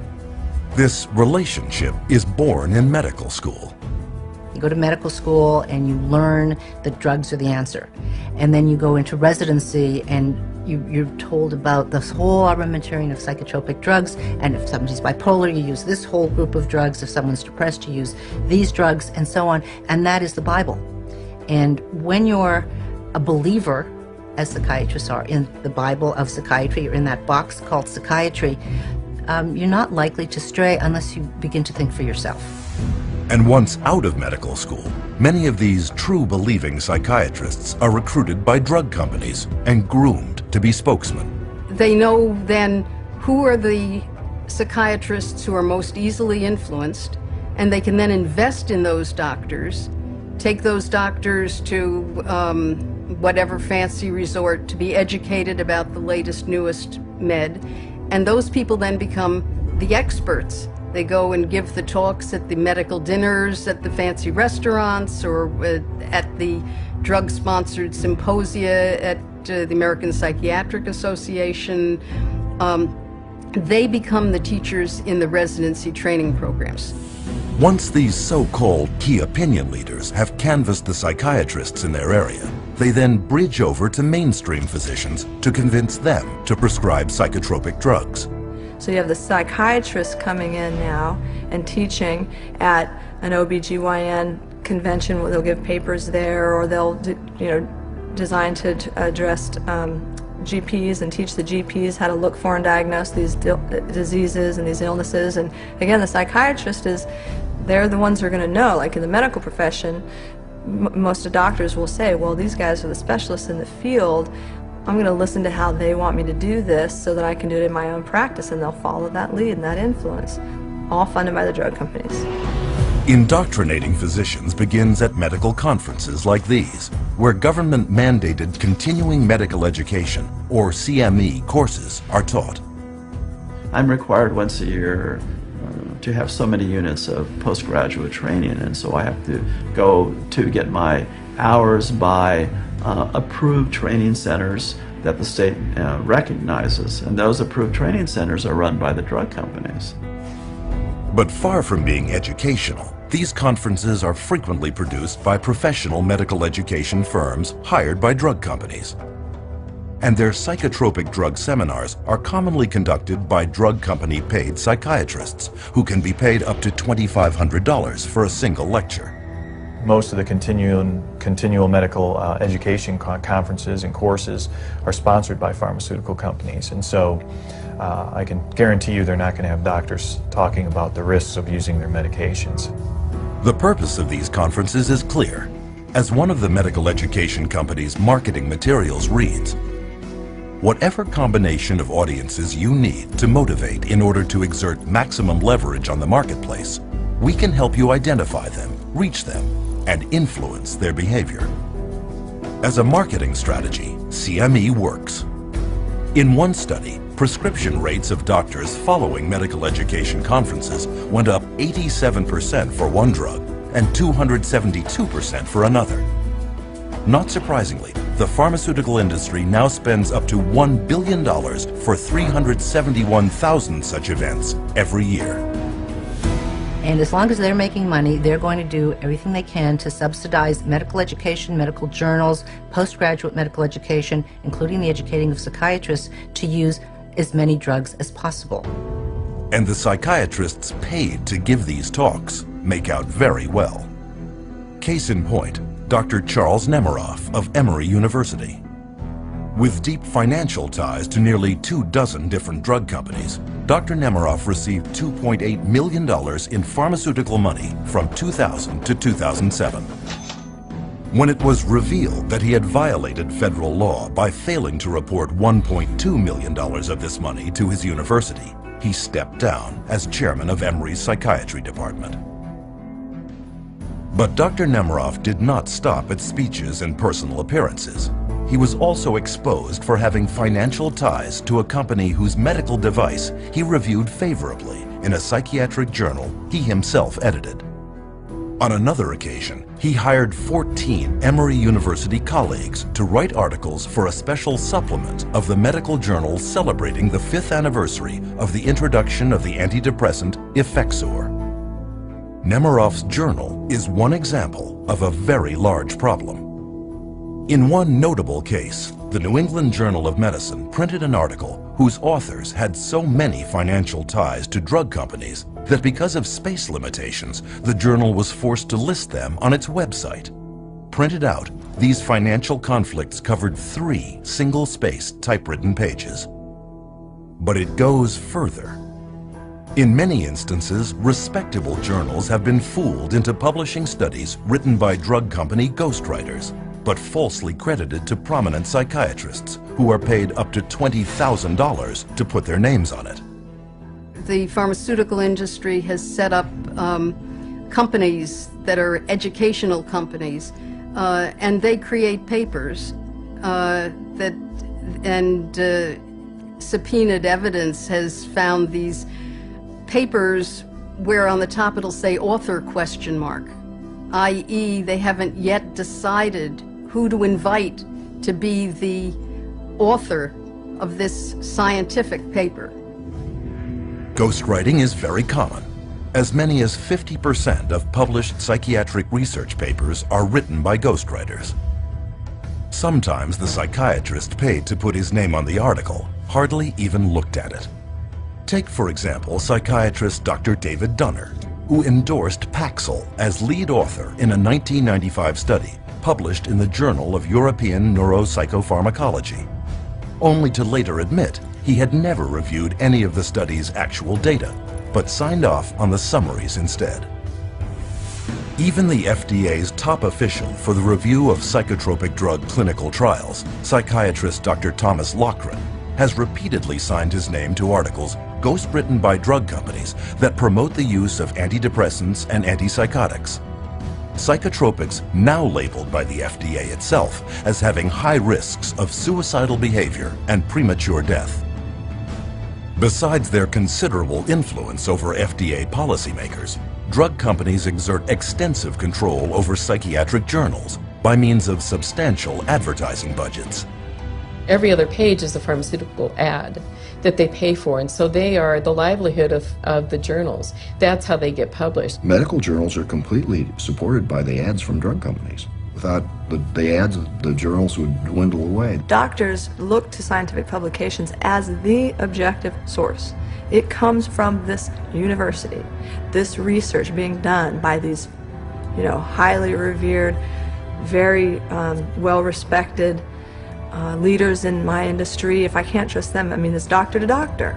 I'm not listening to those sales reps. That's different. This is doctor to doctor. I'm listening to the big guy. And, they've taken over that process. The scientific literature now, you just can't trust it. Today, between 2/3 and 3/4 of all clinical trials published in major journals are funded by drug companies. And to influence prescribers even more effectively, drug companies will give as much as $1 million to journals for reprints of favorable trials they can later use as objective-looking marketing tools.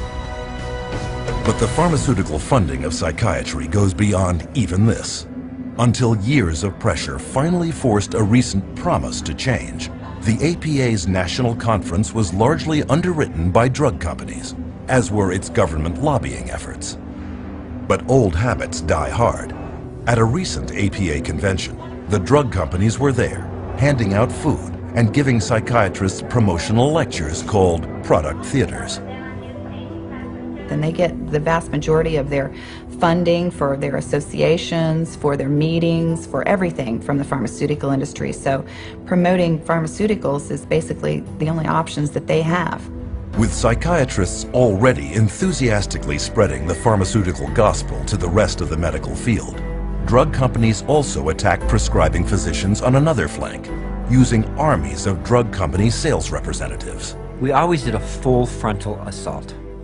So we always came in, our product's the best. Our product's the best, our product's the best. Are you gonna write it? Are you gonna write it? Are you gonna write scripts? This was kind of our mentality. My job and my pay was based solely on my ability to push drugs through my territory. So if I wasn't moving enough prescriptions, if I wasn't moving enough pills through my territory, I was at risk of being fired, and on a lesser level, I wasn't making the bonus money. The bottom line for you was it was a business, you got paid, and you had to get as many prescriptions as you needed that doctor to write, and you did it however you could. One way to get people onto psychotropic drugs is through free samples. These are not provided by psychotropic drug makers out of a sense of charity. They are intended to get the patient onto a drug regimen he cannot get off of. Samples sitting on a shelf encourages a doctor to give that drug away and then to write an accompanying prescription for that, which will be later filled at the pharmacy. And that's what doctors wanted, to be able to not only have the samples, but give them to their friends, their family, lots to the patients, because they know if they gave the samples, you had a higher incidence of being able to prescribe. The doctors would prescribe your product. You're getting the physician comfortable with the drug, and you're getting the consumer comfortable with the drug. So let's say when the trial's over and the free drug's gone for the trial, what's the doctor going to do? Is he going to write a prescription of another product?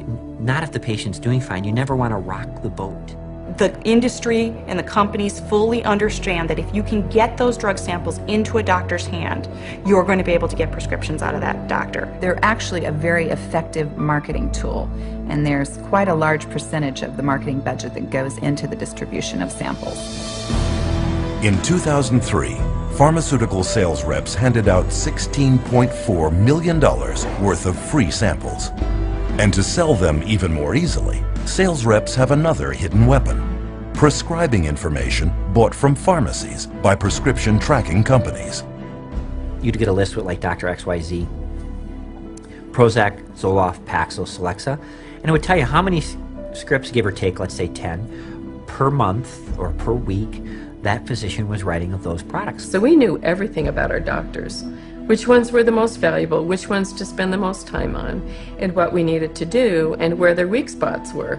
So it was very valuable in that you frequently, as the sales rep, knew better what the doctor was actually doing than the doctor did himself, because he wasn't tracking his own prescriptions.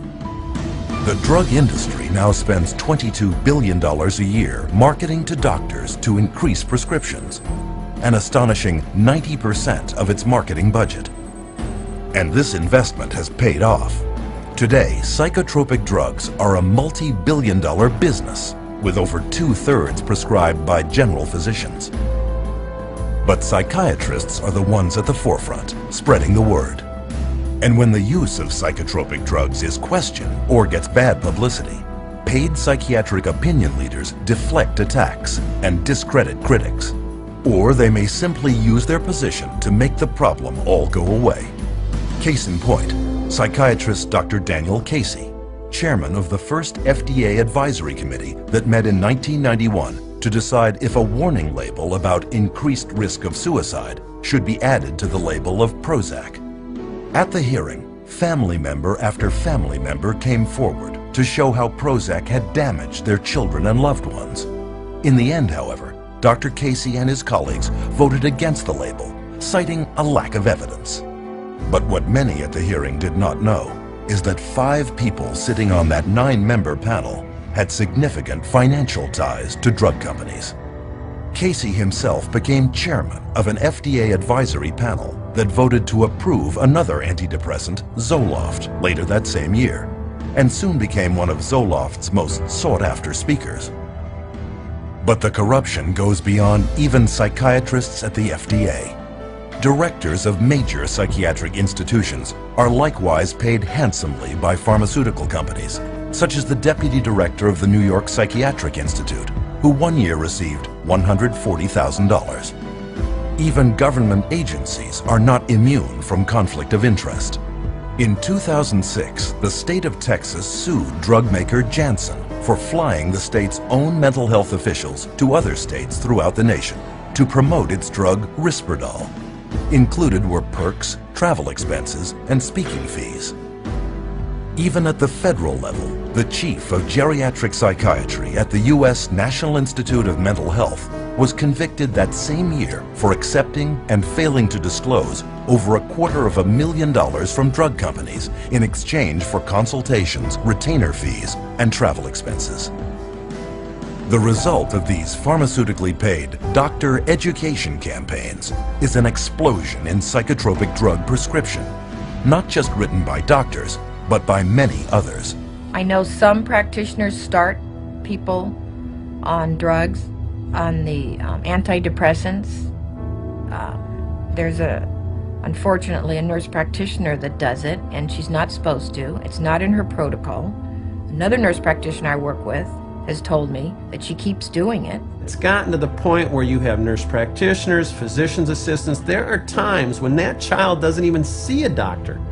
And we're seeing these prescriptions written for, and at best, the doctor may sign off on the bottom of that prescription. Medical professionals worldwide are handing out psychotropic drugs with seemingly few qualms because they have been assured that they are safe and necessary by the experts in the field, psychiatrists. The psychiatric community is completely responsible for the widespread use of psychotropic drugs.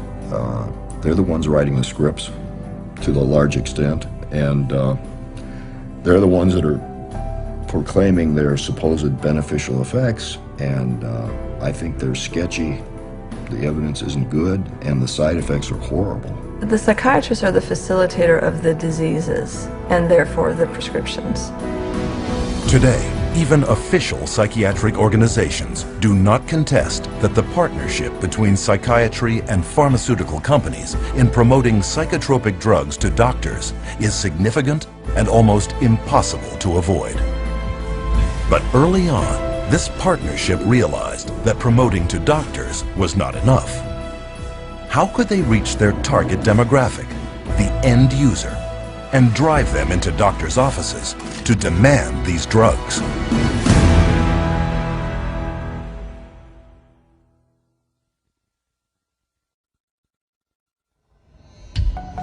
In the mid-1970s, Henry Gadsden, head of Merck, one of the world's largest drug corporations, told Fortune magazine that he wanted his company to be more like chewing gum maker Wrigley's and sell to everyone, even healthy people. Has Gadsden's dream come true? Is marketing now driving the machinery of one of the most profitable industries on earth? Are psychotropic drugs really being marketed like chewing gum?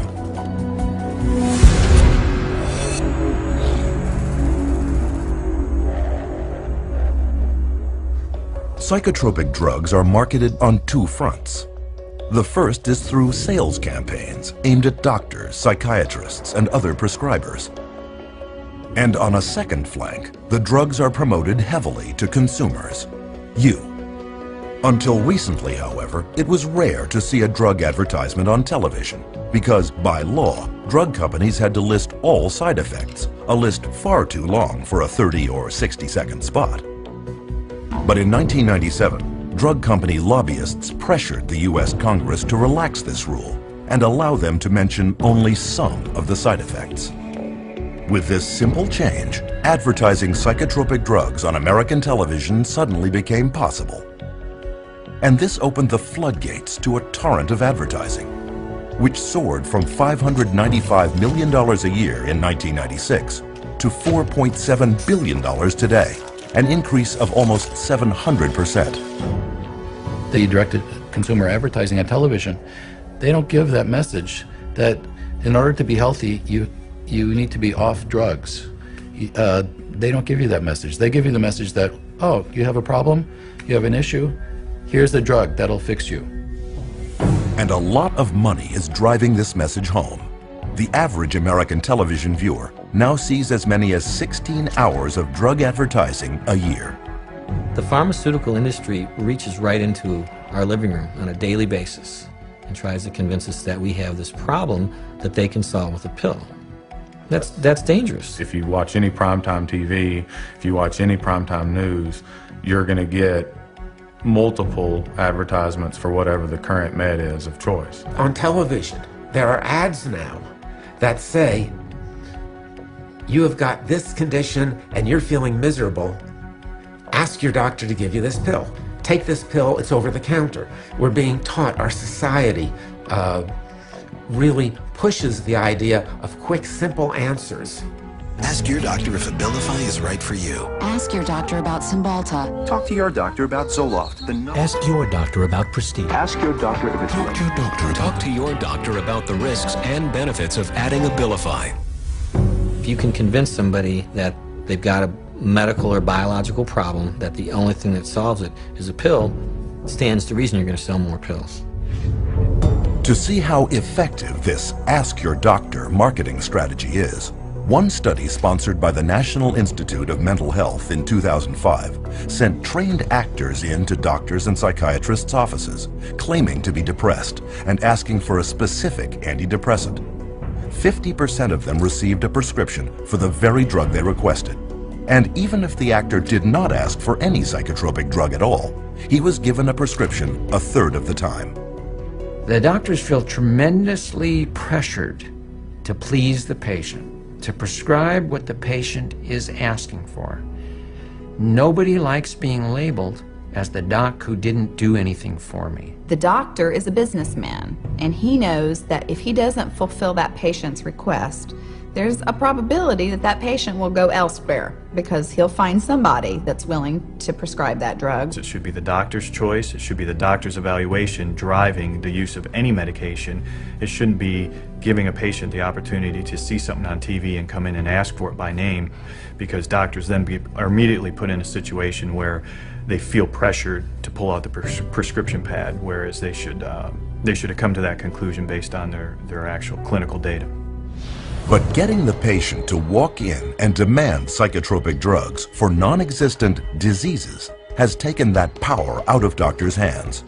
And this has been done through psychiatric drug marketing campaigns that fill the coffers of media outlets. Drug advertising on television, for example, accounts for 55% of the pharmaceutical industry's direct-to-consumer advertising budget. And estimates show that if this television advertising were ever banned, prescription sales in the United States alone would plummet by $10 billion.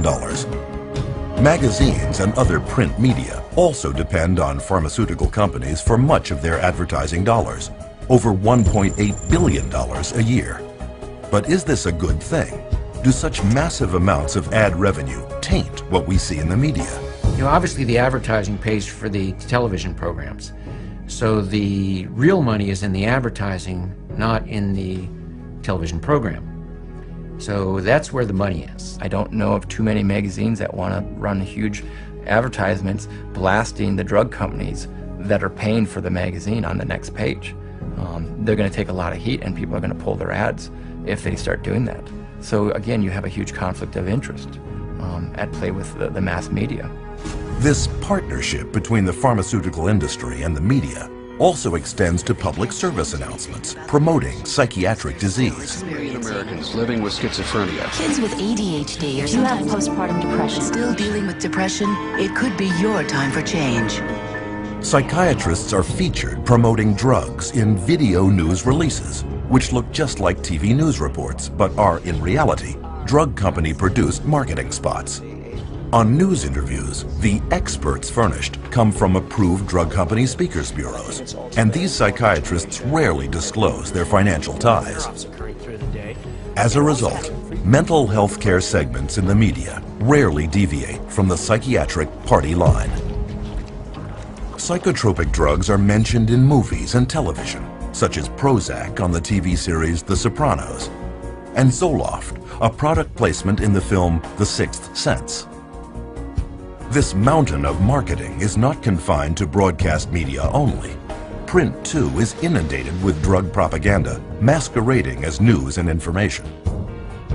All you have to do is look at any accepted magazine in America today, whether it be on even a woman's journal or a men's journal. There's always some type of pharmaceutical product that's being focused. And they've gone so far as to give away free samples. All you have to do is write in this coupon. And the psychiatric drug message has even infiltrated the taxpayer-supported public radio.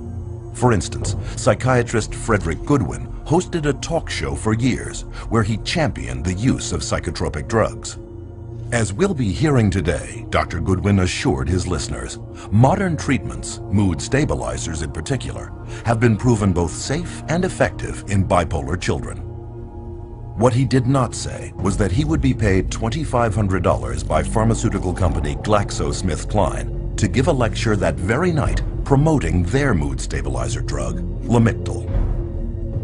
And there was more. The very week that Dr. Goodwin told radio audiences that there is no credible scientific evidence linking antidepressants to violence or to suicide, he raked in $20,000 from Glaxo, which had already admitted that it had suppressed studies revealing that its antidepressant Paxil increased the risk of suicide.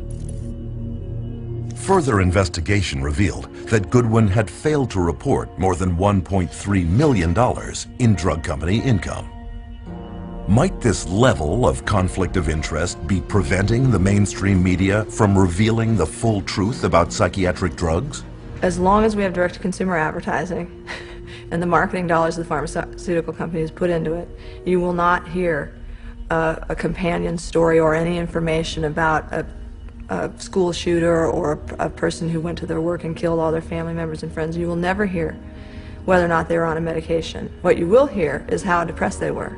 And you'll have consultant after consultant and psychiatrist after psychiatrist coming up and being interviewed to discuss how mentally screwed up this person was and how they weren't doing their treatment the way they were supposed to, or they didn't seek treatment when they should have. This story has protected psychiatrists and their drugs for decades. To understand why one hears it so often, one need look no further than the bottom line. As parts of large corporate giants, today's media companies are in the business of making money. And to their CEOs, keeping stock prices high is part of their job description. And when pharmaceutical advertising money is your lifeblood, there is little chance you will rock the boat. With traditional sources so compromised, one might wonder if the information they're getting on psychotropic drugs really is the whole story. But what about the internet? Well, psychiatrists and drug companies are already pushing psychotropic drugs in cyberspace too, with very few restrictions. If a patient goes online and looks up a drug and puts in a drug's name, and there'll be a bunch of sites that come up, many of those sites will be funded by the drug companies, but you won't be able to tell from the site. You'd have to, dig up, if at all. You may have no idea that that site was funded at all by the drug company. And especially those ones like Ask a Doctor, those are definitely drug company driven. Through every communication outlet they can influence, psychiatrists and drug companies team up to drum out one single relentless message. You are sick. We've got the answer. And ask your doctor. Women are a special target for these campaigns, both through magazines and daytime talk shows. This appears to be working, with almost 2/3 of all psychotropic drugs taken by women. We don't get the full truth because the media is owned by Big Pharma. You just turn on your radio or open your newspaper and you'll find ads. They're not going to bite the hand that feeds them. They don't tell the truth. It's a vicious cycle because the more these drugs are marketed, the more people want to take them. The more money goes to pharma to market more drugs. But despite their success, psychiatrists and the drug companies they work for are not satisfied only with media campaigns. So their next strategy is, how do you convince even more people to take psychotropic drugs, all the while remaining a hidden influence?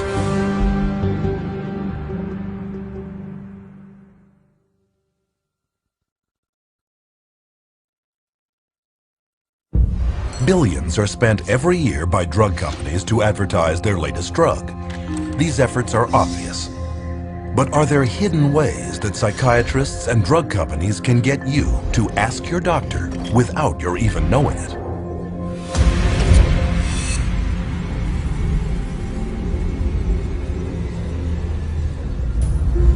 It might seem impossible that an appetite for psychotropic drugs could be created without one's even being aware of it. Could this possibly be true? Well, if you know what to look for, you will find drug marketing campaigns practically everywhere. In hospitals, programs promoting psychotropics air over closed-circuit television networks like the Patient Channel. You can find them in children's books such as Brandon and the Bipolar Bear, where a little boy is told that his feelings are caused by chemicals in his brain that can be controlled with good medicine. There are mental health awareness programs touring college campuses to promote mental health checkups. Another hidden promotion lured high school girls to a conference on eating disorders to pitch them Zoloft. Where do these campaigns come from? Many of them come from industry-funded front groups operated by psychiatrists but posing as compassionate patient support groups. A group that's focused on people who get depressed, or these support groups. Those are all also funded by and driven by, in large part, the drug companies. The fact that they're being, highly funded by the drug companies puts into question, the information that they're providing. In fact, a recent global survey estimates that 2/3 of all patient advocacy groups depend on drug companies or device manufacturers for at least some of their income. Through media interviews, public service announcements, and promotional events, psychiatric front groups preach the message that at least 1/4 of everyone on Earth is mentally ill. You could be too, and there is nothing you can do about it short of taking psychotropics for the rest of your life. And of all the programs they use to get people onto these drugs, one of the most successful is the benevolent-sounding mental health screening campaign. But it all begins with psychiatrists and their very broad DSM-based screening questionnaires that cover common life situations such as sadness, nervousness, and occasional loneliness. Because the symptoms are so subjective and the way they decide to describe it, everybody's got depression. So then they started targeting the kids and doing this at schools, and they implemented it through the school process of coming to the schools and having depression screening days. People would come in and they'd fill out these questionnaires and, oh yeah, you've got it. Brought in quite a few new customers. But with statistics proving that more than 1/4 of those screened at thousands of screening sites later start taking antidepressants, it's hard to see screening as anything other than a spectacular marketing opportunity. One such front group, Screening for Mental Health Incorporated, sponsors national campaigns such as National Depression Screening Day, which uses simple quizzes to screen people for mental illness. But what is not revealed is that Screening for Mental Health has taken in a total of almost $5 million from at least 7 different drug companies, all makers of psychotropic drugs given to children. Of all demographics, these mental health screening companies especially target teenagers. Teen Screen is the biggest such screening program in the world, a U.S. national program targeting high school students under the guise of suicide prevention. Teen Screen was developed by Dr. David Schaffer, a psychiatrist with heavy ties to the drug industry. Teen Screen is a series of questions that take about 10 minutes for kids to answer. It's targeted at high school kids. On the Teen Screen case, it asks, do you sometimes feel like other people have an easier life, or, you know, do sometimes you feel bad about yourself and other times you feel good about yourself?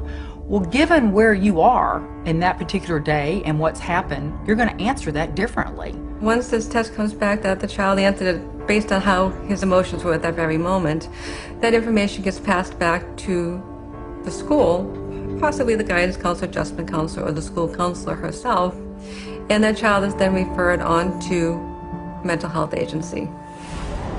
And studies now show that once in front of a psychiatrist, 9 out of 10 children are prescribed a psychotropic drug.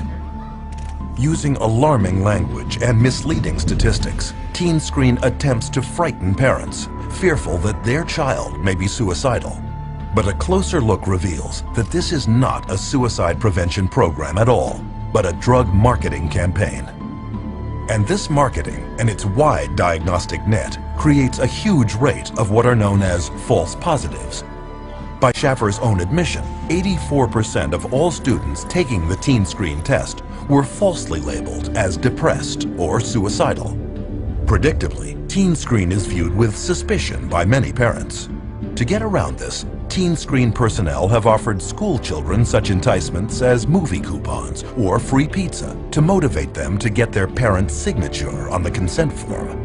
To eliminate parental objection altogether, Teen Screen has even instituted a passive consent policy, whereby if the parent does not formally object in writing, the child is assumed to have gotten permission and is then screened. Typically, the permission slip that comes home is a permission slip that if you don't sign it, they will give the children the screening anyway.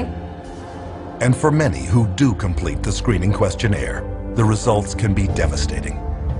In Colorado, Teen Screen labeled over half of all school children as at risk for suicide, in spite of a government-documented teen suicide rate of less than 1 in 10,000. Far fewer odds than being struck by lightning. In fact, in the last decade, the American teen suicide rate has not risen, but has actually fallen by 25%. there's no data that supports that doing something like a teen screen is actually going to reduce suicides. They themselves have indicated that the numbers are so small, the suicide rate is so small, that you can't really get an accurate read on whether it works or not. On top of this, there is now evidence that, far from preventing suicide, screening programs actually cause it. The chair of the National Institute of Mental Health Research Consortium concluded participants were more likely to consider suicide a solution to a problem after the program than before the program. And research has shown that once put on psychotropic drugs, children are more likely not just to consider suicide, but to actually follow through. That you may have more people that are so distraught by the way they are when they're under the influence of the drug that they do commit suicide. And I think it's entirely possible that they're not, instead of saving lives, they're going to be losing lives to suicide.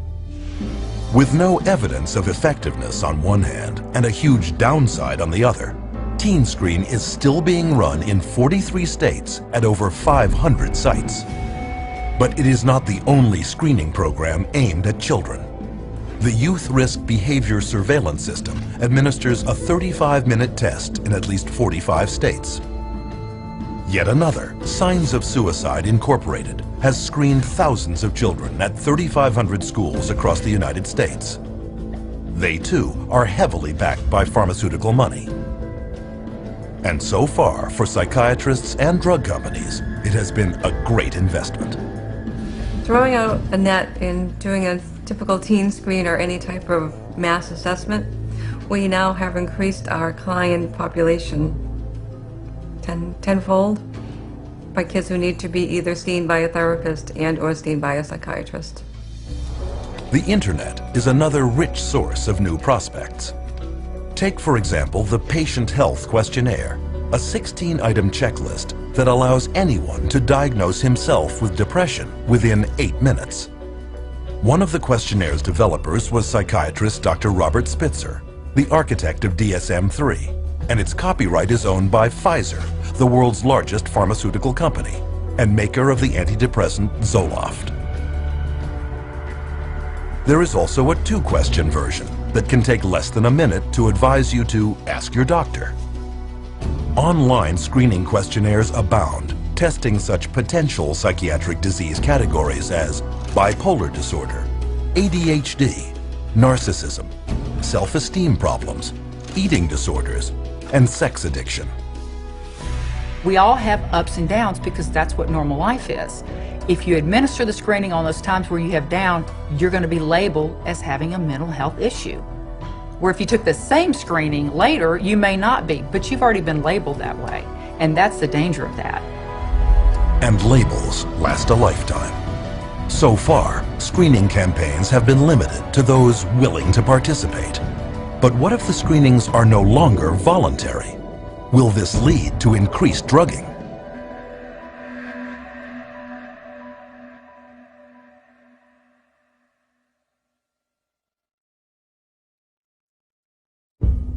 Psychiatrists insist that a mental health screening would be beneficial for everyone. But is this true? And what are the risks?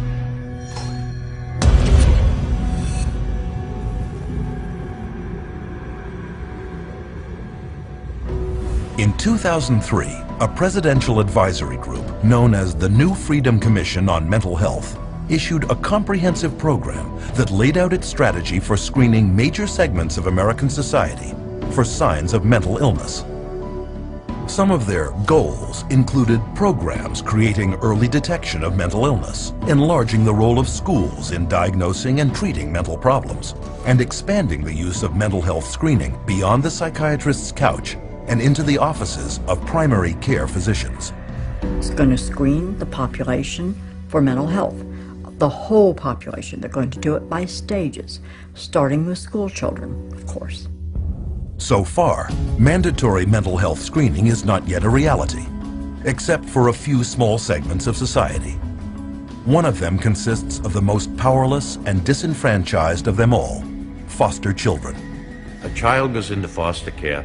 They label the child with some kind of a psychological problem. The child is immediately sent to therapy. Well, the therapist will say, well, I believe the child needs to be on something.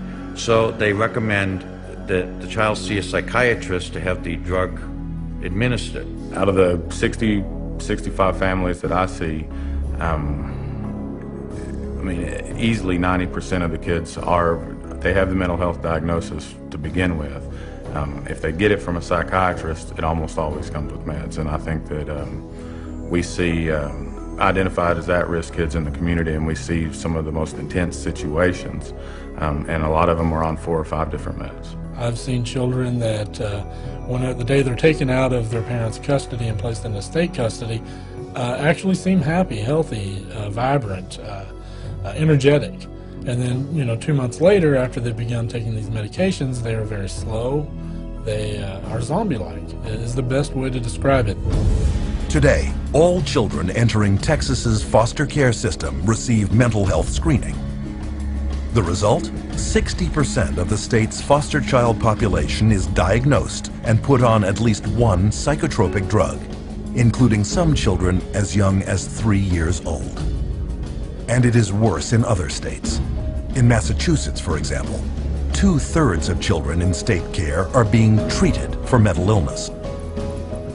Nationally, foster children are being drugged at over triple the rate of children in the general population, such as in the case of 7-year-old foster child Gabriel Myers, on 2 powerful psychotropic drugs, one carrying an FDA warning for causing suicidal thoughts in children when he hanged himself with a shower hose. Another market segment is active duty soldiers who are routinely screened at military clinics, labeled with a mental disorder, and given powerful and potentially violence-inducing drugs. Iraq wasn't like Vietnam. There weren't illegal drugs everywhere. But there were drugs everywhere because, every guy on post, they knew all they needed to do was go down and see the combat stress unit, the shrink, and he was the drug dealer on post for us. Almost everybody that saw the body or experienced the event were put on some sort of psychotropic medication. Some bases where my friends were at, my fellow veterans were at, everyone, the whole platoon was on drugs. I would say about 75% of active duty military is addicted to some type of psychotropic drug. You can walk around a military barracks and you ask someone for some Prozac and somebody got some Prozac or some Xanax or some Zoloft. I've got friends who were in the Army with me who are now dependent on Zoloft and psychotropic drugs just because they got used to it in Iraq and they didn't ever want to get off it, and now they're dependent on it and addicted to it. We have huge numbers of military people on antidepressants, and instead of the suicide rate going down, which you'd expect if the drugs were effective, the suicide rate is going up. This last January, we had more soldiers commit suicide than we had die in combat. And what's not being brought out much yet is the fact that the large majority of these soldiers were on these drugs. We're drugging the military at a rate we've never, ever seen before. And this is just the beginning. Military mental health screening programs are planned for 43 clinics in 15 bases throughout the United States, Germany, and Italy. Studies reveal that as many as 12% of those serving in Iraq and 17% in Afghanistan are on some type of antidepressant or sleeping pill. A total of 20,000 service members. But this number pales in comparison to the number of pregnant or postnatal women that could be drugged should mandatory psychiatric screening laws for them come to pass. And when a woman is pregnant, right during the pregnancy, specifically right afterwards, her hormones are changing and sometimes raging. And to screen them and call it mental illness, if they have any type of emotional issues in any way, shape, or form, is utterly ludicrous. Even without laws mandating it, expectant mothers may be screened for mental illness and not even know it. Here are some women interviewed coming out of their doctor's offices. Have you ever been screened for mental illness? I have not been screened for mental illness. No, I've never been screened for any mental illness. I don't remember any pre-screening. I have not been. No. No. Have you ever been screened for any mental illness? No, I have not been screened for any mental illness. Did your OB/GYN or gynecologist have you fill out a questionnaire that contains psychological questions? Yes, my OB/GYN did give me a questionnaire that has psychological questions. I've never been screened for mental illness. Yes, I would say the first time I went to see my OB/GYN, I did fill out questionnaires about even family medical history, my mental state. I've not been screened for any mental illness or depression. I took a questionnaire at my 6-week checkup, and it basically asked me about if I was crying, if I felt depressed. Yeah, it was a questionnaire about depression. If you're depressed, or if you had any history of depression. Are you happy with your normal day? Are you happy about being pregnant? Or have you ever hurt yourself? Or are you happy? If I feel like hurting someone, if I was angry. Do mental illness run in your family? You know, it was very noticeable to me after the pregnancy that they're actually fishing for the postpartum depression. When I was pregnant with my daughter, before I had her, I had to take postpartum depression medicine from my 7th month on to my 9th month. And where is this screening leading? To programs like a little-known drugging scheme originally formulated in Texas in 1995 called the Texas Medication Algorithm Project, or TMAP. TMAP is a program that was originated starting in the 90s, a collaborative group of doctors from University of Texas and the Texas Department of Mental Health and Mental Retardation. And what it was supposed to do is come up with the best practice for treating mental illness. Using research funding from 11 different pharmaceutical companies, this panel, dominated by psychiatrists, created a step-by-step flowchart that requires the prescribing of only the latest and most expensive psychiatric drugs for patients with mental problems. And if one psychotropic didn't work, doctors were obligated to try another expensive one. And if none worked, the next step would be electric shock treatment. But those running TMAP were hiding a major conflict of interest. They didn't disclose that the researchers that were all involved in creating this, almost every single one of them had financial relationships with the pharmaceutical companies. But Texas isn't the only state with problems of corruption. Alan Jones was an investigator in the office of the Pennsylvania Inspector General. I learned that these monies were all coming in to the state to support and to promote a program called TMAP, the Texas Medication Algorithm Project.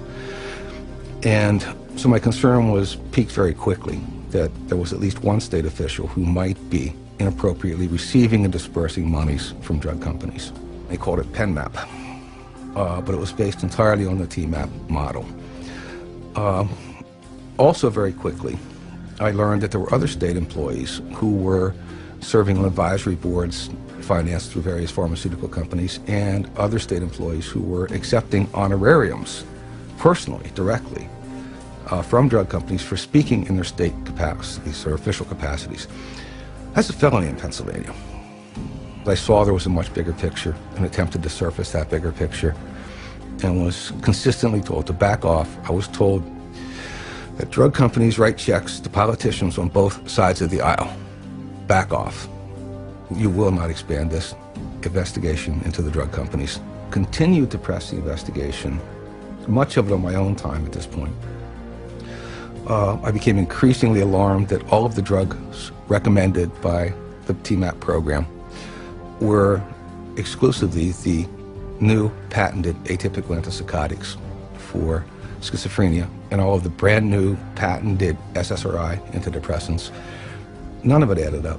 When it became obvious to me that my investigation was not going to be permitted to continue, and it became obvious to the Inspector General's office that I was not going to stop, I was removed from lead investigator on the case. They threatened me with loss of career, with loss of job, with loss of reputation, essentially. Despite the investigation resulting in the conviction of Pennsylvania's chief pharmacist, TMAP and offshoots like PenMap spread throughout the country, generating billions of dollars in drug sales. But the psychiatric gravy train comes at great public cost. In 2001, TMAP and its children's equivalent CMAP bankrupted the Texas Medicaid program, and the state's mental health and prison systems. So, what do we see in the final picture? A government-run, taxpayer-funded mental health screening program wherein every person judged by psychiatrists to have a mental illness is given powerful, dangerous, and expensive psychotropic drugs. And if they don't work, electroshock treatment. They're going to start with school children on the New Freedom Initiative. Then they're going to move it to senior citizen nursing homes. Then they're going to move it to, of course, military. And then parents. By the time you're 18, you've been screened in utero when you were an infant. You were screened as an infant when you first came out. You were screened in your daycare. You were screened then at school. You were screened at the pediatrician's office. You're screened in high school. You're screened over and over again. And to sit there and pass laws requiring that people be screened and drugged based on screening under state law or federal law is really, it's criminal. It should not be done.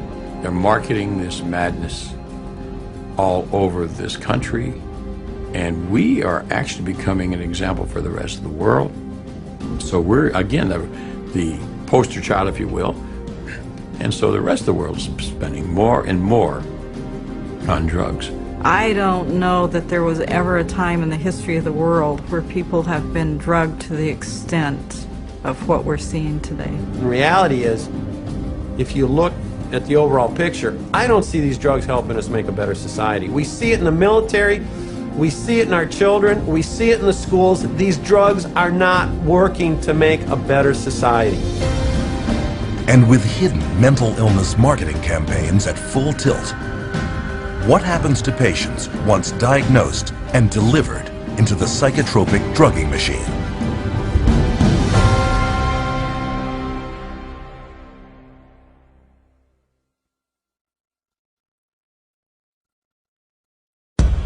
If drugs are being sold as safe and effective by psychiatrists and drug companies, why is it that we are seeing an alarming increase in consumer-reported adverse side effects?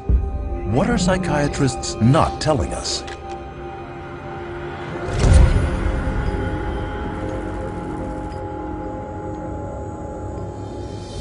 All drugs create biological changes in the human body. In mainstream medicine, those changes that are intended are called main effects. Those that aren't are called side effects. No drug is without effects, side or otherwise. But with psychiatric drugs targeting delicate brain processes, all effects, even main effects, can be hazardous, unpredictable, and sometimes irreversible. All these medications that are apparently supposed to act as a magic pill, they're finding all of them have side effects that, could put the patient in harm's way just as well as it could help them. So, just what are these drugs doing, and how do they work? To find out, you should be able to locate much of this information in the drug's package insert, or PI. Contained in this insert is the mechanism of action, the drug maker's explanation for how the drug works on the body. Take, for example, antibiotics, drugs used for over 50 years as a cure for infectious diseases such as tetanus, tuberculosis, and strep throat. Its mechanism of action is well known. Antibiotics prevent the cellular activity of bacteria, thus inhibiting its growth or killing it altogether. But with psychotropics, drug makers say on their own package insert that their mechanism of action is unknown. Most of the medications that are given to clients, whether they're SSRI medications or they're antipsychotics, a lot of the pharmacology of these medications, they don't even know how they work in the first place. But it has been noted that there is one primary side effect of psychotropics that is common to all. Most medication and psychotropic medication, I've noticed, tends to flatten things, so that while you're decreasing the depression, you're also decreasing the joy. And so you're minimizing what it means to be human in the service of avoiding dealing with a problem. They can't connect to the world around them. They feel like there's no feeling, which is, you should have some feeling there. All that's doing is really numbing them down, and they're not doing the work that they need to do to resolve that issue that's going on somewhere internally. But the numbing of emotions is not the only way psychotropic drugs affect the user. Each of the 5 main classes of psychotropics has side effects of its own. Typical antipsychotics, such as thorazine, are powerful chemicals originally designed to shut down the central nervous systems of mental hospital inmates. They are now mainly used on people with serious mental problems, and they can cause feelings of helplessness, deterioration of the mind, neurological damage, dementia, trembling, twitching, and damage to internal organs, to name a few.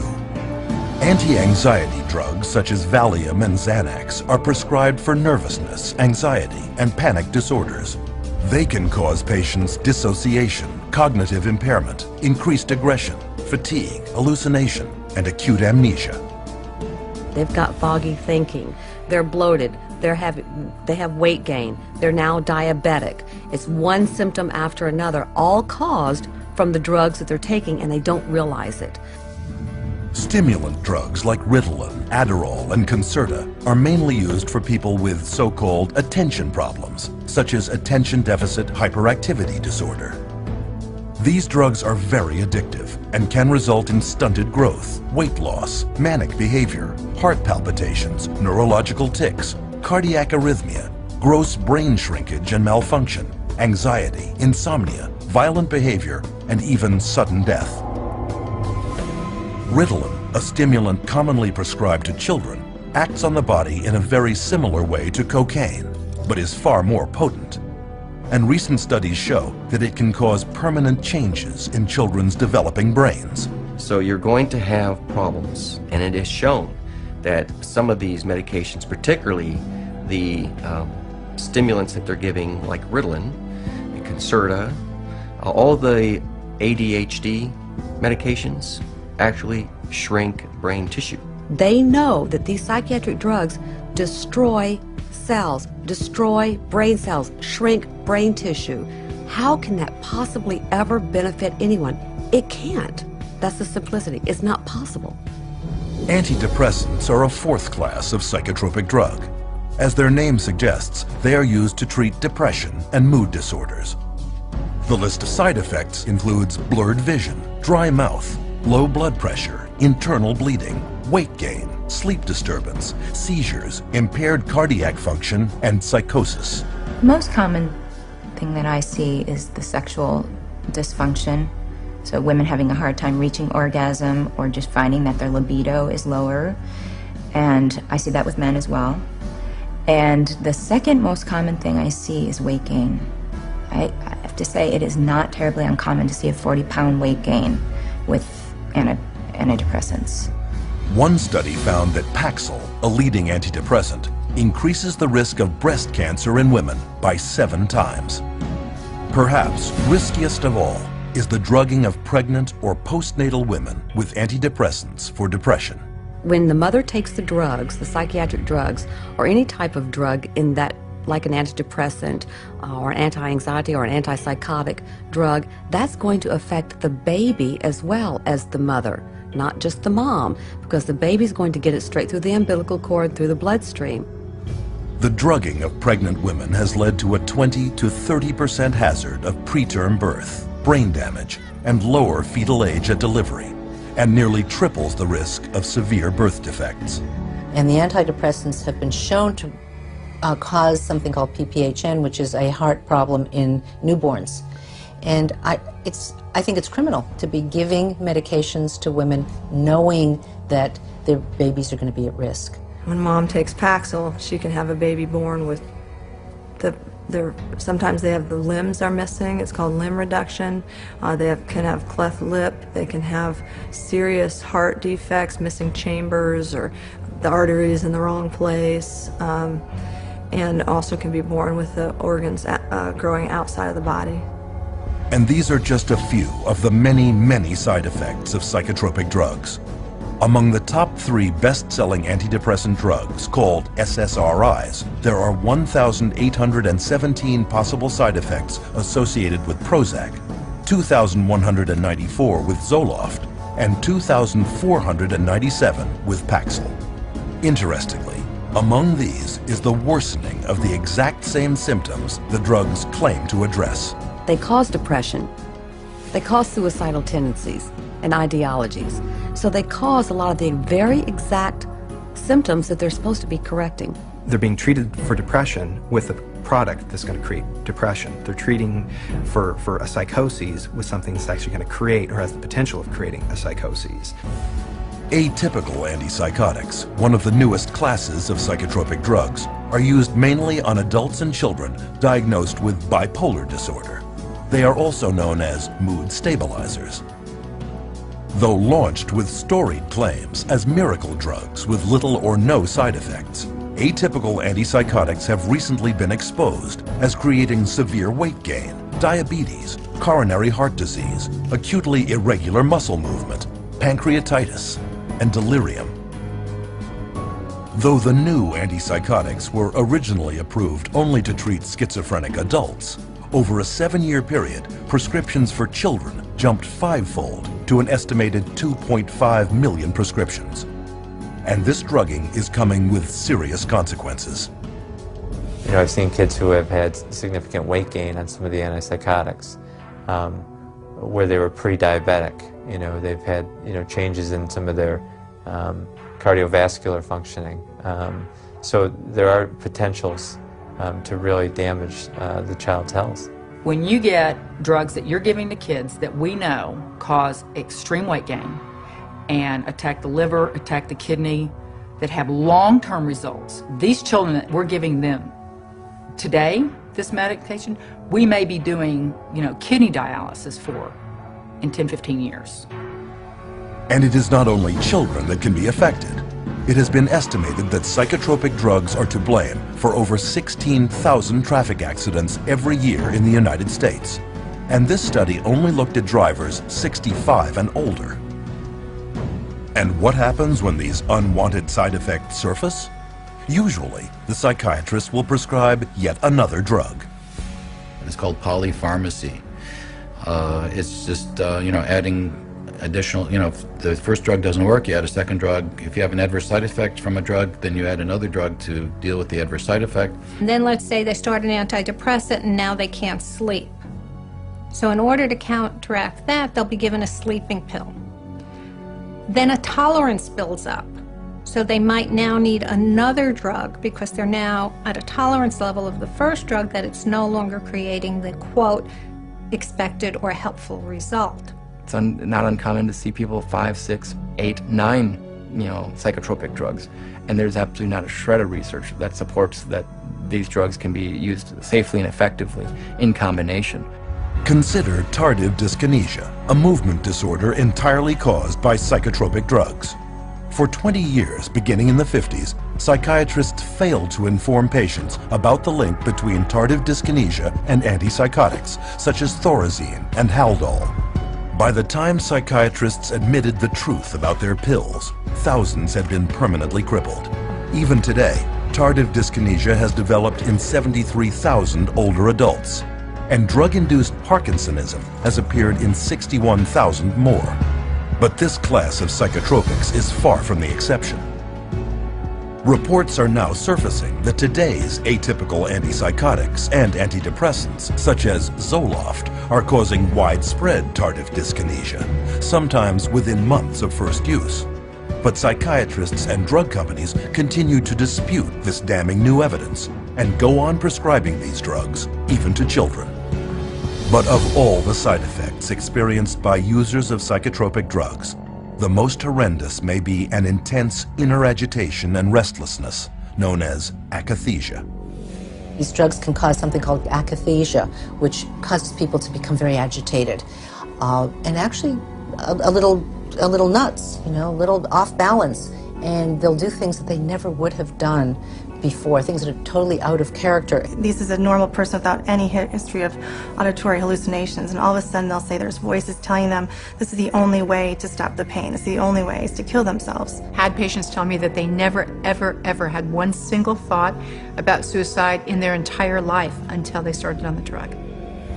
An estimated 10 to 25% of SSRI antidepressant users, close to 7 million people in the U.S., experience akathisia.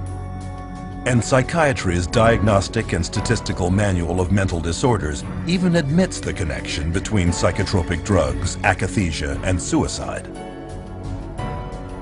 The statistics back this up. The suicide rate of the general population is less than 11 for every 100,000. But for every 100,000 people taking SSRIs, the suicide rate jumps to 718, over 65 times more. And yet, we are told daily by psychiatrists and drug companies that psychotropic drugs actually prevent suicide. So, what are we to believe? One can start with the drug company's own warning letters to doctors, or unpublished data for the antidepressant Effexor, or an analysis of Prozac using the FDA's own statistics, or even a British House of Commons report on Zyprexa. Of course, not everyone commits suicide, but the huge volume of other side effects can be horrendous. The medication that the psychiatrist prescribed me made me feel awful. Constant headaches, constant nausea, wanting my skin to turn inside out, just feeling like bugs were crawling all over me all the time. It made me feel like all slow and like sluggish and stuff. Like when somebody would ask me something, it would kind of like take a minute, like, what? These drugs have affected my heart. They have affected my liver. Weight gain one time, hit like 40 pounds. These thoughts come over me like I wanted to kill I wanted to really hurt somebody. It just sucks all the life out of you. So you're like a body, like a machine. I didn't want to live. I didn't have the desire to live. I felt miserable. You just can't live, you know, you'd just rather die. Because there's no living when you're hallucinating every day. I actually tried to commit suicide with my psych meds. At some point when you realize that you are really just existing, you're not living, at some point you realize you need to take the risk to get off. But what about those who say psychotropic drugs really did make them feel better? That for them, these are life-saving medications whose benefits exceed their risks. Are psychotropics actually safe and effective for them? So what ends up happening is that someone feels good for a while, and then very often they have to have their dose increased, and then they feel good for a while, and then they might have to have it increased again, or maybe they'll switch agents. So it's that kind of a story if you're not actually getting to the root of what's going on. I think the research is pretty clear that then all of a sudden starts to change, and you start to have a supersensitivity to being depressed, in which case then they become more depressed, and then they're chronically depressed. And there is ample evidence that if the short-term side effects of psychotropics don't get you, the long-term effects will. Psychiatric drugs are toxic to the body. They do build up in the body and add to the body's reserve and reservoir of toxins that will suppress the immune system, and the body will try and fight them as foreign objects. If they're on these medications for years and years and years, I mean, one of the things that we know about adults and some of the, for bipolar and schizophrenia is that they're dying at younger ages, and these are adults. So if we're starting this medication approach with young kids, what is their life expectancy going to be? No one's really examined it or is looking at the big picture, which is what's it really do to a society with a proliferation of mood-altering, emotion-altering, or blunting in a society at large. And I think we're going to really see a huge increase in violence and suicide and a lot of bizarre behaviors that we haven't seen, because for a very short period of time, only in the last 60 years, have we really started medicating, intoxicating our brain with these incredibly toxic substances. The very real probability of significant long and short-term side effects should give anyone considering taking psychotropic drugs great pause. But what about those already taking them, who, no matter how hard they try, cannot get off?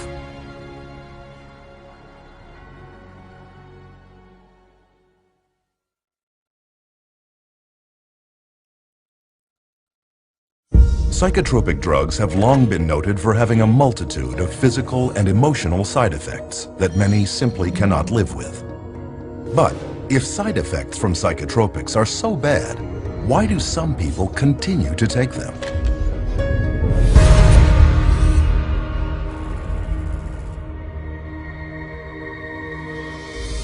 Psychiatrists, drug companies, and even government agencies are entrusted with the safety of the drugs they put on the marketplace.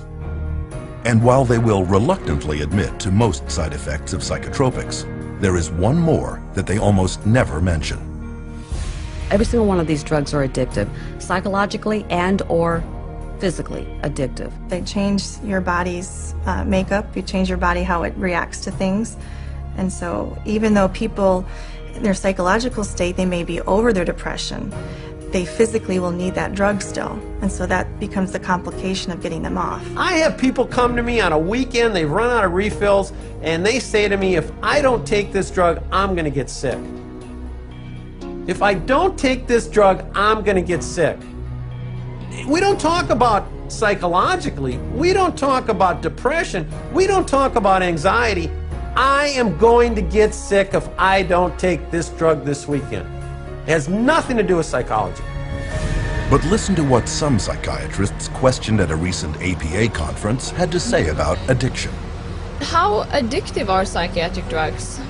They aren't. Only benzodiazepines. They're not addictive at all. Antidepressants are not generally considered addictive. SSRIs are not addictive. Antipsychotics, they don't cause addiction. Major tranquilizers are all safe as far as addiction is concerned. The drugs that most of us are using in neuropsychiatry are not addictive at all.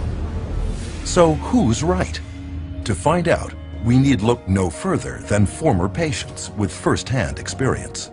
The psychologists and psychiatrists, I went to both. They never told me that they would be addictive, they would cause me to have these thoughts. For sure, the psychiatric drugs I was on was addicting. Within six months to 9 months, I was hooked. Boy, Xanax had a hold of me. I mean, I was going through a bottle of pills every 3 or 4 days. I lost my job over it. Over a prescription drug that's not supposed to be addictive, lost my job. The reality is that it is addicting. It will wreck a person's life. This conflict on addiction all comes down to a definition of words. Most people think of addiction as an uncontrollable psychological or physical need for a certain substance. But not psychiatrists. They define addiction as the craving of a higher and higher dose of the same drug, while the uncontrollable need to keep taking a drug is categorized only as dependence. This is why psychiatrists will not admit that their drugs are addictive. In their definition, a very small percentage of people become addicted. The reality is a large percentage of people can't get off these drugs, and they call that dependence.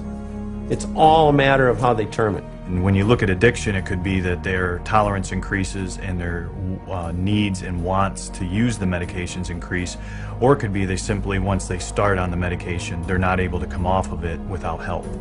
They try to, and as soon as they try to come off the medications, they start to have symptoms that are unwanted and obviously keep them wanting to take the medications again. When you explain to them how addictive it is, they are surprised because they're like, well, it's a prescription. So I do believe that a lot of people don't really know how harmful these meds are. They don't view them as dangerous as some of the street drugs. But many psychotropics have become street drugs, especially the class of drugs given to children diagnosed as having inattention or hyperactivity. Stimulants such as Ritalin, Adderall, and Concerta are so habit-forming that they are listed by the U.S. Drug Enforcement Administration as Schedule II drugs, highly addictive substances on the same list as morphine and cocaine. Biochemistry and pharmacology of Ritalin is exactly the same as that of cocaine, except for the speed of onset. The similarity between Ritalin and cocaine becomes obvious when considering the major problem of stimulant abuse in our schools, where tablets of Ritalin and its chemical cousin Adderall are taken recreationally by kids in schoolyards. Some of my friends took Ritalin and Adderall just to get high, like that I've known throughout the years. Kids will chop that stuff up with a razor blade. It's pure, man. pure drug, you know? That's why kids like it. They'd chop it up with a razor blade and snort it. My cousin Sammy had this Ritalin, and we would eat it, and we'd be able to stay up all night and play video games. It was, your pupils would dilate. It was just outrageous. Matter of fact, in 8th grade, I got kicked out of school 3 days before it let out for selling Ritalin and actually snorting lines in the back of the classroom. So yes, sir, it definitely caused me some problems there, and I definitely had people buying them from me. Yes. This is no small problem. In 2006, researchers discovered that more than 7 million Americans had misused stimulants, with 75,000 American teenagers and young adults becoming addicted every year. Beyond just addicting its users, stimulants are also well known as gateway drugs that lead to further addiction to such street drugs as cocaine, heroin, and methamphetamine. When you provide drugs in a manner which most of our children are being provided drugs at an early age in life, only prepares that child to be on more drugs as they get older. And yet in several recent publications, psychiatrists actually encourage children labeled ADHD to take stimulants to reduce future dependencies on cocaine and other street drugs. But evidence shows that not only is this theory unfounded, but the reverse is true. When I've spoken to people who are methamphetamine addicts, they said that the drug that they started taking almost consistently was Ritalin. The longer a child is on Ritalin, the more the likelihood that they may become addicted, whether it's Ritalin or Concerta or Adderall, okay, or a number of other drugs.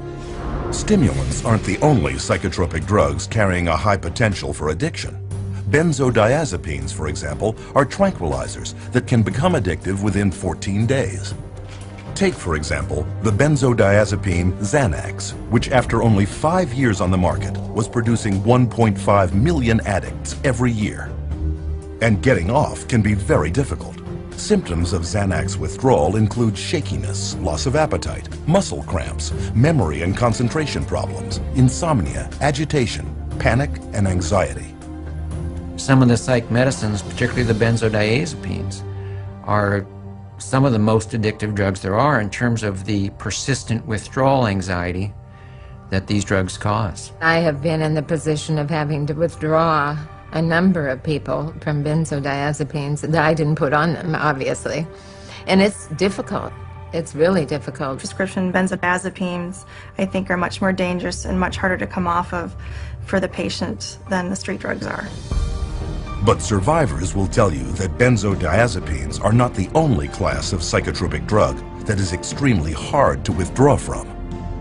I had about a 10-year time frame in my life where I abused both street drugs and prescription drugs. And the drugs that were the hardest to come off of, in my opinion, were the psychiatric medications. And I mean worse to come off of than a drug like heroin. Withdrawal symptoms from the psychiatric drugs just made my mind go crazy. I couldn't think. I couldn't form coherent thoughts whatsoever. I was racing. I had highs and lows, ups and downs, hot and cold sweats. I went through seizures. I was sweating with night sweats so bad I was wetting my bed just with sweat. I had tremors really bad. I mean, I joked that I looked like I had the end stages of Parkinson's disease, but you couldn't even hold me still when I was going through withdrawals. My legs would shake. I couldn't sleep. No one in the world should have to go through what I went through, in my opinion, and I wouldn't wish it on my worst enemy. Even newborns born to women taking psychotropics while pregnant can undergo withdrawal. These infants could experience irritability, hyperactivity, abnormal sleep patterns, vomiting, diarrhea, and failure to gain weight. But it is the amplification of certain side effects caused by withdrawal from psychotropics that can have a disastrous effect on the individual. Now the person stops taking the drug, and the effects of the withdrawal or the effects of stop taking the drug are increased and amplified symptoms like the depression or suicide ideas, or etc. They have tremendous mood swings.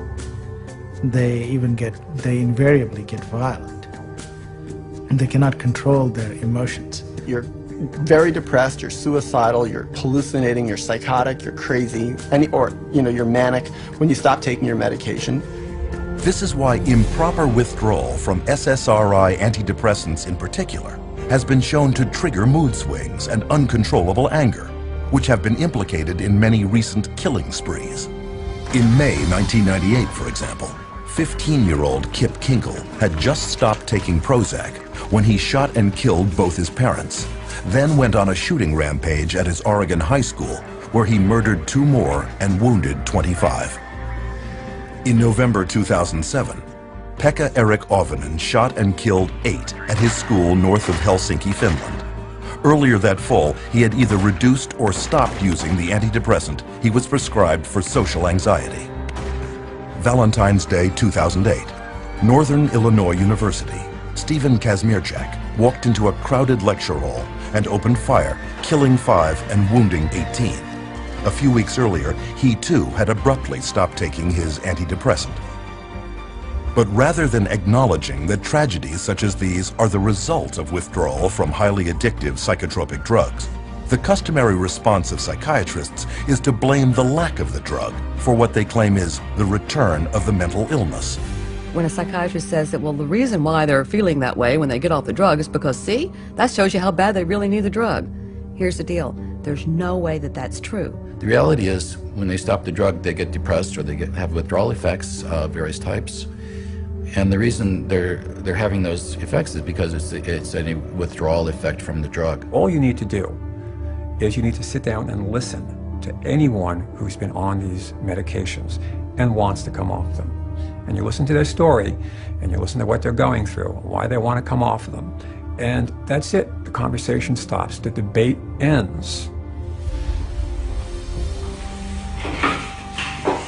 My name is Robin, and currently I am withdrawing from lorazepam, and I am at the 0.4 milligram dose. There we go. Today, I was totally exhausted. I've had 4 nights, 2 nights of insomnia, and then a good night's sleep, then 2 nights of insomnia. Well, just hoping that I can sleep better tonight. Didn't sleep good last night. Well, as you can see, today I don't care. I did not get ready, and my wave went down. I'm down in the valley today. One of the side effects or withdrawal symptoms for lorazepam can be night sweats or hot flashes, a little lightheaded and kind of dizzy, anxiety, sore throat, weepy, very, very tired, grouchy, just overwhelmed, distraught, distressed. I began to experience suicidal thoughts. I think I've said a little bit to my husband, but he was already worried enough. This is really the first time I'm saying something about it. I feel like I could have a nervous breakdown. You know, there are just times like I hit a brick wall and I can't do it anymore. It's going to take another, maybe 18, 19, 20 weeks to get off of it. And that is very overwhelming to me.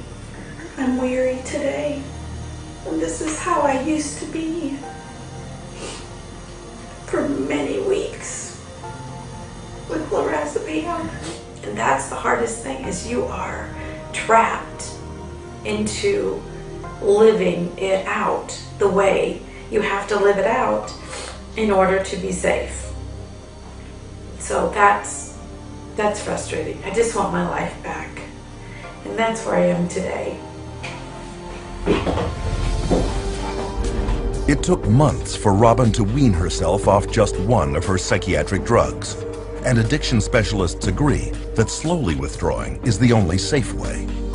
You just can't cut people off from these drugs. Sometimes it can take up to a year or more, depending on the person and how long they've been on the drug and how we wean them off.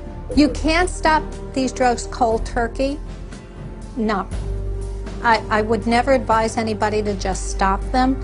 They need to be under the care of a medical practitioner. When some of my patients come in and they talk to me about getting off of the psychiatric medications, I really caution them not to just stop their drugs cold turkey, because that can really send them into a tailspin. The data is right there. It's going to cause the symptoms that it causes. It's going to have withdrawal effects, and they know it. There's not a psychiatrist that doesn't know it. And yet psychiatrists tell us that psychotropic drugs are the only way to keep people from insanity and alleviate mental distress. But is this really the case? Or are there other choices, effective, inexpensive, and drug-free, that could accomplish all the empty promises left broken and unfulfilled by psychiatry?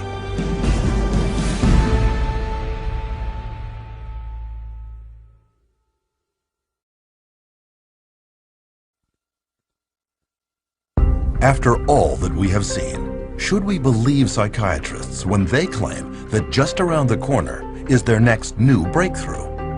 And if psychiatry isn't working, where do we go from here?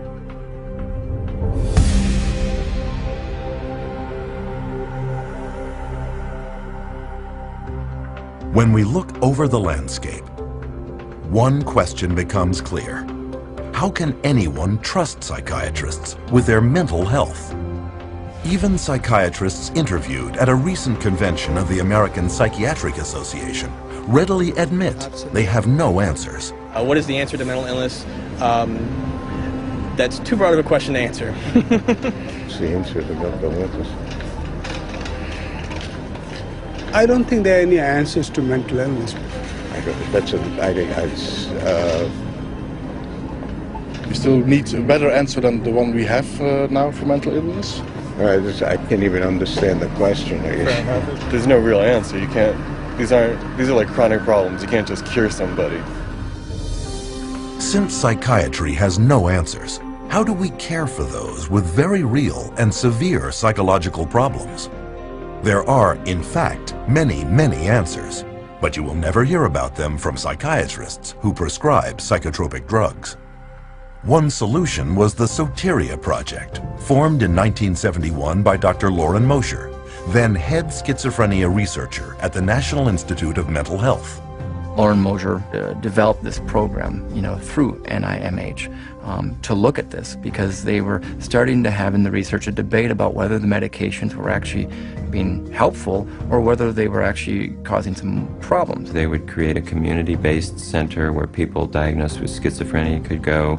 It was going to be non-drug oriented because he didn't believe that psychiatric drugs were the answer to schizophrenia. It provided a place to where there could be people there who would be supportive and be there during the time they have a crisis. Instead of medicating them, be there with them and help them through it.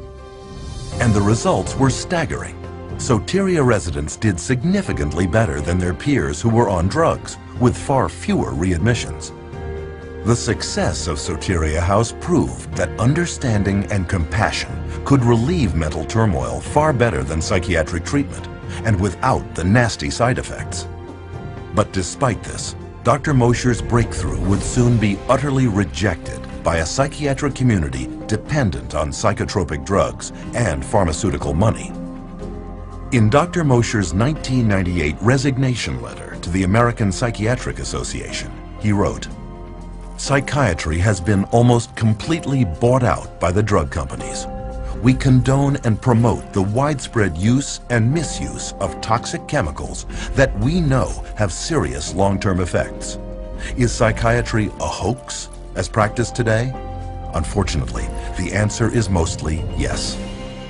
When people ask me about why aren't there more places to get this type of treatment and why is biopsychiatry kind of taken over, if they were effective, why did they go away? And I really think that it goes back to the question of money. Between political pressure exerted by the psychiatric establishment and a lack of funding, refuges like Soteria are few and far between. But they can be found, and the truly troubled can and do recover. But what about common, everyday mental or emotional distresses, such as depression or mood swings? Without using psychiatry, how can we treat those? It's easier than one might think. since there is ample evidence that well over half of all psychiatric problems are actually caused by an underlying, undetected physical condition. I would say nearly 100% of the time when someone comes in wishing to get off of an antidepressant, I find some underlying issues that weren't addressed originally that may have contributed or else caused their mood disorder. And you start to look at all the different factors in their life, a lot of times you can find that there's multiple different reasons that someone's not feeling well. Viruses can cause depression. Digestive issues can cause depression and anxiety. Iron deficiency is very connected to depression. One of the effects of pesticide poisoning is depression. Little children, if they get a streptococcal infection, can become obsessive and compulsive. I've seen people with bipolar disorder, manic depression, who have food allergies. Pretty much any kind of psychiatric problem can be associated with a low thyroid state. A ton of difficulties that a person has that can manifest itself as a supposed mental illness, but you fix the hormone, you fix the gland, you fix the nutrition. Miraculously, you can also fix the quote-unquote mental illness. Why a psychiatrist cannot get to the root of a person's problem, that's the million-dollar question. I have absolutely no idea. They could. They learn it in school. They could just as easily run a blood test as I could run a blood test. They could run all the diagnostic tests I can. They study anatomy, physiology, pathophysiology. They just choose on their own to treat symptoms. What about others whose psychological problem is not due to an underlying physical problem? Divorcing parents, a change in babysitters, moving in the middle of a school year. Those can cause disruptions in the normal flow of sitting in a class and paying attention. Good things are seen as stressful as bad things. Buying a house can be as stressful as losing a house. Getting married can be as stressful as getting divorced. But it may be some situational anxiety, situational depression that would have resolved on its own years ago. And the patient's been on medicine for years. Well, it is ridiculous to think that normal depression or grief from normal life circumstances should be treated with medication. We didn't think this way before we had them, because people just took it for granted that life was difficult at times. It was stressful, painful, and, difficult emotions, be they anger, pain, sadness, grief. All these things are normal reactions, and to cover that up with medication is really to turn your back on what makes us human beings, which is our emotions. Of course, serious mental problems do at times require the assistance of others. But because of the massive money power of pharmaceutical companies that keeps paid psychiatrists propped up in positions of influence over the public, the media, and the rest of the medical field, the only treatment you will ever hear of is psychotropic drugs. But there is one thing the consumer can do: insist on full and accurate informed consent. Informed consent boils down to the patient must be told about their diagnosis and what the risks and benefits and alternatives are to the treatment. Risks and benefits and alternatives to the treatment, risks, benefits, and alternatives to not treatment. So what are the key points of informed consent when it comes to psychotropic drugs? 1. Psychiatric disorders are not actual diseases requiring medical treatment. 2. There is no scientific proof that psychiatric drugs resolve or cure any mental problems. 3. Psychiatric drugs mask symptoms and come with severe short and long-term side effects. 4. Psychiatric drugs can cause dependency and addiction. 5. Most mental problems are caused by an underlying physical illness. 6. No matter how severe the emotional or psychological distress, there are many effective options that do not involve psychiatric drugs. Unfortunately, these points are rarely told to patients.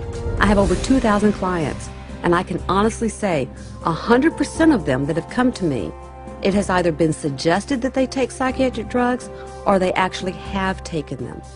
And probably 70 to 80% have actually fallen into the trap and taken the psychiatric drugs because they didn't know what else to do. 50% of patients who are not treated for depression come out of it on their own without any therapy. Okay, that's never on an informed consent, but it is a fact. So, there's never a full informed consent. But the truth is coming out. 14 U.S. state laws now severely restrict the psychiatric labeling and drugging of children. And a 2004 federal law prohibits school personnel from forcing parents to medicate their sons or daughters with psychotropics. Meanwhile, the U.S. Food and Drug Administration has slapped their black box warning label on antidepressants for suicide in children and teenagers, and another warning on stimulants for heart attack, stroke, and sudden death in people of all ages. On another front, psychiatric survivors are now successfully pursuing legal remedies for the crippling effects of psychotropic drugs. Since 2005, there have been 50,000 individual product liability and personal injury lawsuits filed against drug companies for damage caused by psychotropic drugs, an average of 34 suits a day. Eli Lilly, accused of illegally marketing its antipsychotic Zyprexa, has paid out more than $2.5 billion in settlements to 34 states and 31,000 plaintiffs. In 2009, drug maker Pfizer agreed to forfeit over $2.3 billion, in part for colluding with a psychiatric front group to illegally market its antipsychotic, Geodon. Yet with yearly pharmaceutical revenues around $600 billion, drug companies treat judgments and penalties as just a cost of doing business. In fact, billions have been set aside in advance for just that purpose. The pharmaceutical industry has such a huge financial base that even hundreds of millions of dollars in fines is basically meaningless to them. Fines for some of these transgressions are like petty cash to the big companies. They're more concerned about the reputation that might be damaged by this. The main thing they do there is just try to hide the fact, and the quickest way to hide the fact is to quickly pay the fine and get out of town. And this opens the door to enterprising attorneys, but they have to be prepared. Lawyers need to understand that they do not receive adequate scientific training to conduct these cases by themselves.